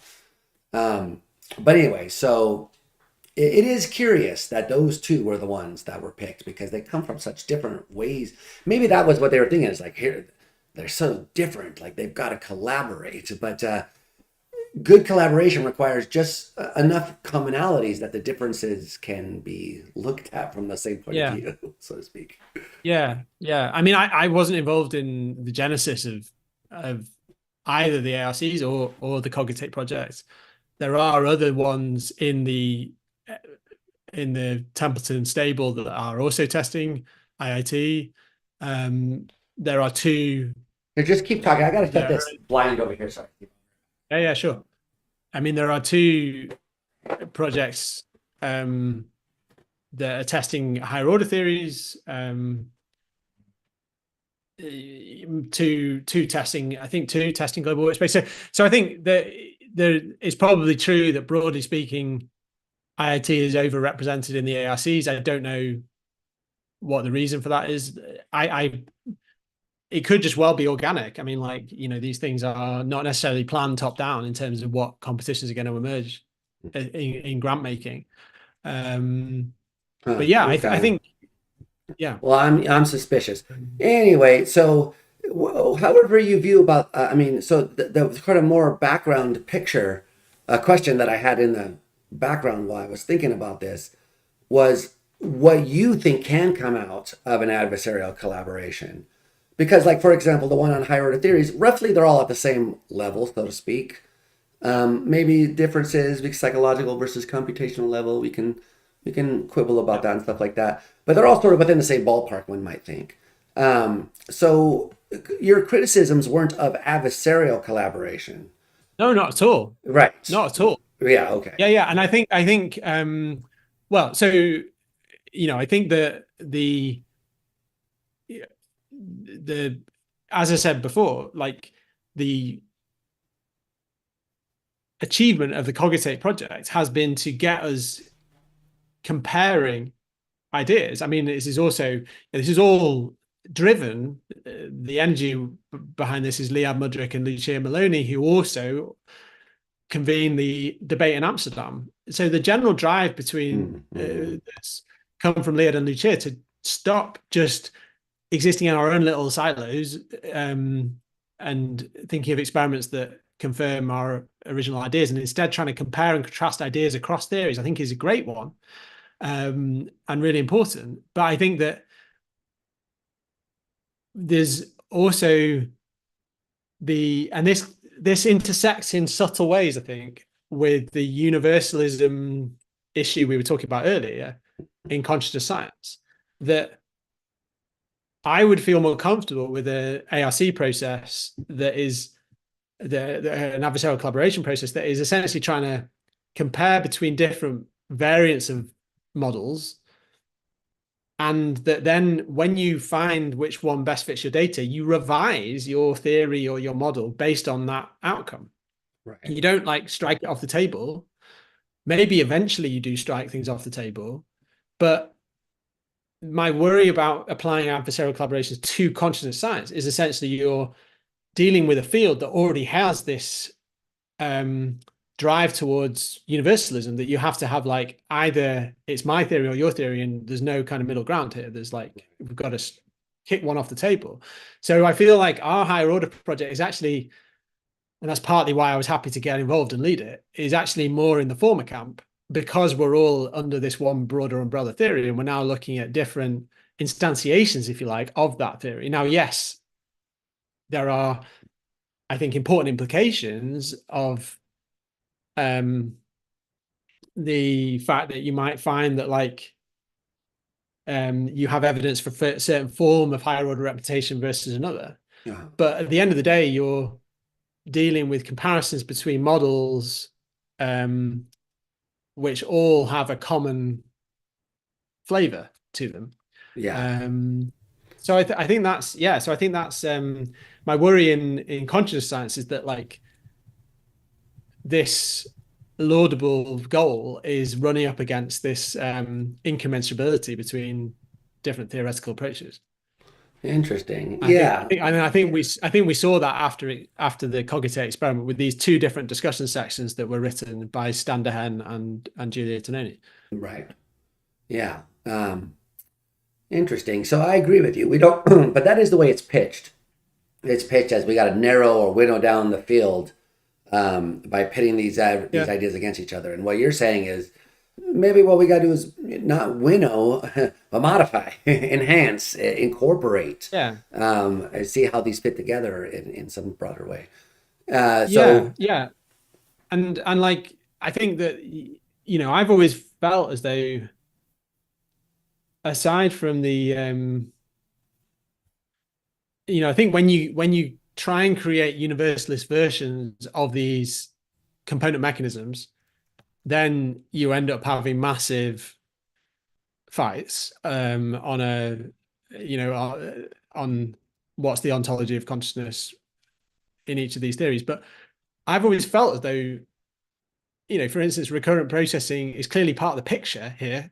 And it goes hand in hand with some aspects of predictive coding. And I've always, my the work we're doing in my lab on higher order contributions to awareness goes hand in hand with predictive coding, even though it's framed as a higher order model. So I feel like there's way more commonality yeah, between so-called theory classes than we've kind of recognized. And I know there's people have written about this, that there's an opportunity for more integration rather than division. And so I feel like when you set up a competition between two classes, then that's worrying because I guess I would have been more comfortable with different AI, different adversarial collaborations that are all doing like you'd have your global workspace adversarial collaboration where you'd have like different variants of global workspace that all come together and do their experiments, and then you'd make progress. You definitely make progress, Right. and then you have all different variants of recurrency, local recurrency that like say no, it goes as far as this brain region, or no, it only goes as far as this one, or and I think you'd make progress of that. And then eventually you'd have to come back to the table and say, okay, we've now got our different component um, parts again, and we've made progress on these subcomponents. And I think that's often the way cognitive science works in other fields. Yeah. I mean, you're not going to Try get and $3 million for that, though. It's harder because it's not as flashy, and it's yeah, less. no, and I think that's right. I think the part of the issue here is that cognitive science, the modern version, is a young field. Templeton wanted to kind of be this have this like flagship initiative, which was great, but it had to be, as you say, I think it had to be impactful and try and contrast these big classes of theory to and I in hindsight I worry that that has been the source of a lot of the issues here. Yeah. I mean, but I always felt like behind the scenes, everyone kind of knew that that's what you say to get the money. But like we were, it's like we just not what we really think is happening here. Yeah, well, I mean, but these are not like normal grants, right? So, Yeah. I mean, I know also that is useful to bring up funding actually, because a lot of the other things that have been said about the letter is that it's kind of like sour grapes about how much funding is going in and so on. And I always found that somewhat puzzling because like it's not as if getting funding to do these projects is actually there's a lot of admin and it is actually like a lot of Effort. work to Yeah, run one of these exactly. projects, It's a full-time right? job. Let's just say it. Yes. It's a full, and the funding obviously, you don't it doesn't go to your bank account, put it that way. Yeah. It definitely goes on less exciting things, and obviously it's important for careers and everything to have these kind of projects. But I would actually say that like these projects are unique in that you a lot of scientific grant making is you come up with an idea and then you refine it as you go along, and you probably do something a little different to what you wrote in the grant because your Right. field has moved on and so on. Now you can do that to some extent within the Templeton framework because you can refine and update the pre-registration documents. But once you've committed to getting a grant between testing, for instance, these two theory classes, you've got to go ahead and do that. So Right. I don't think that maybe people did think there was more flexibility. I have no idea. I don't know, but it's become clear that if you're going to get a grant to do that contrast between the theories, you just have to go and do that contrast between the theories. And yeah. Interesting. Okay, well, Steve, I was going to ask you 400 million more things, but in the interest of your health, I All think right. I'll let you off the hook. I do like to ask at the end if there's anything that hasn't come up that you wanted to talk about. The answer can be no. We've talked about tons of stuff, but just in case, let me check. Is there anything that that hasn't come up yet? No, I mean, we've covered a lot of ground, so thank you for thank you for hosting this. I think it's been a lot of fun. I was glad we got the chance at the end to talk about the letter because it has been something that's weighed on my mind about like just generally what is the right way forward for our field. Mhm. So I think if we can, I think one of the issues, maybe the last thing to end on, is just that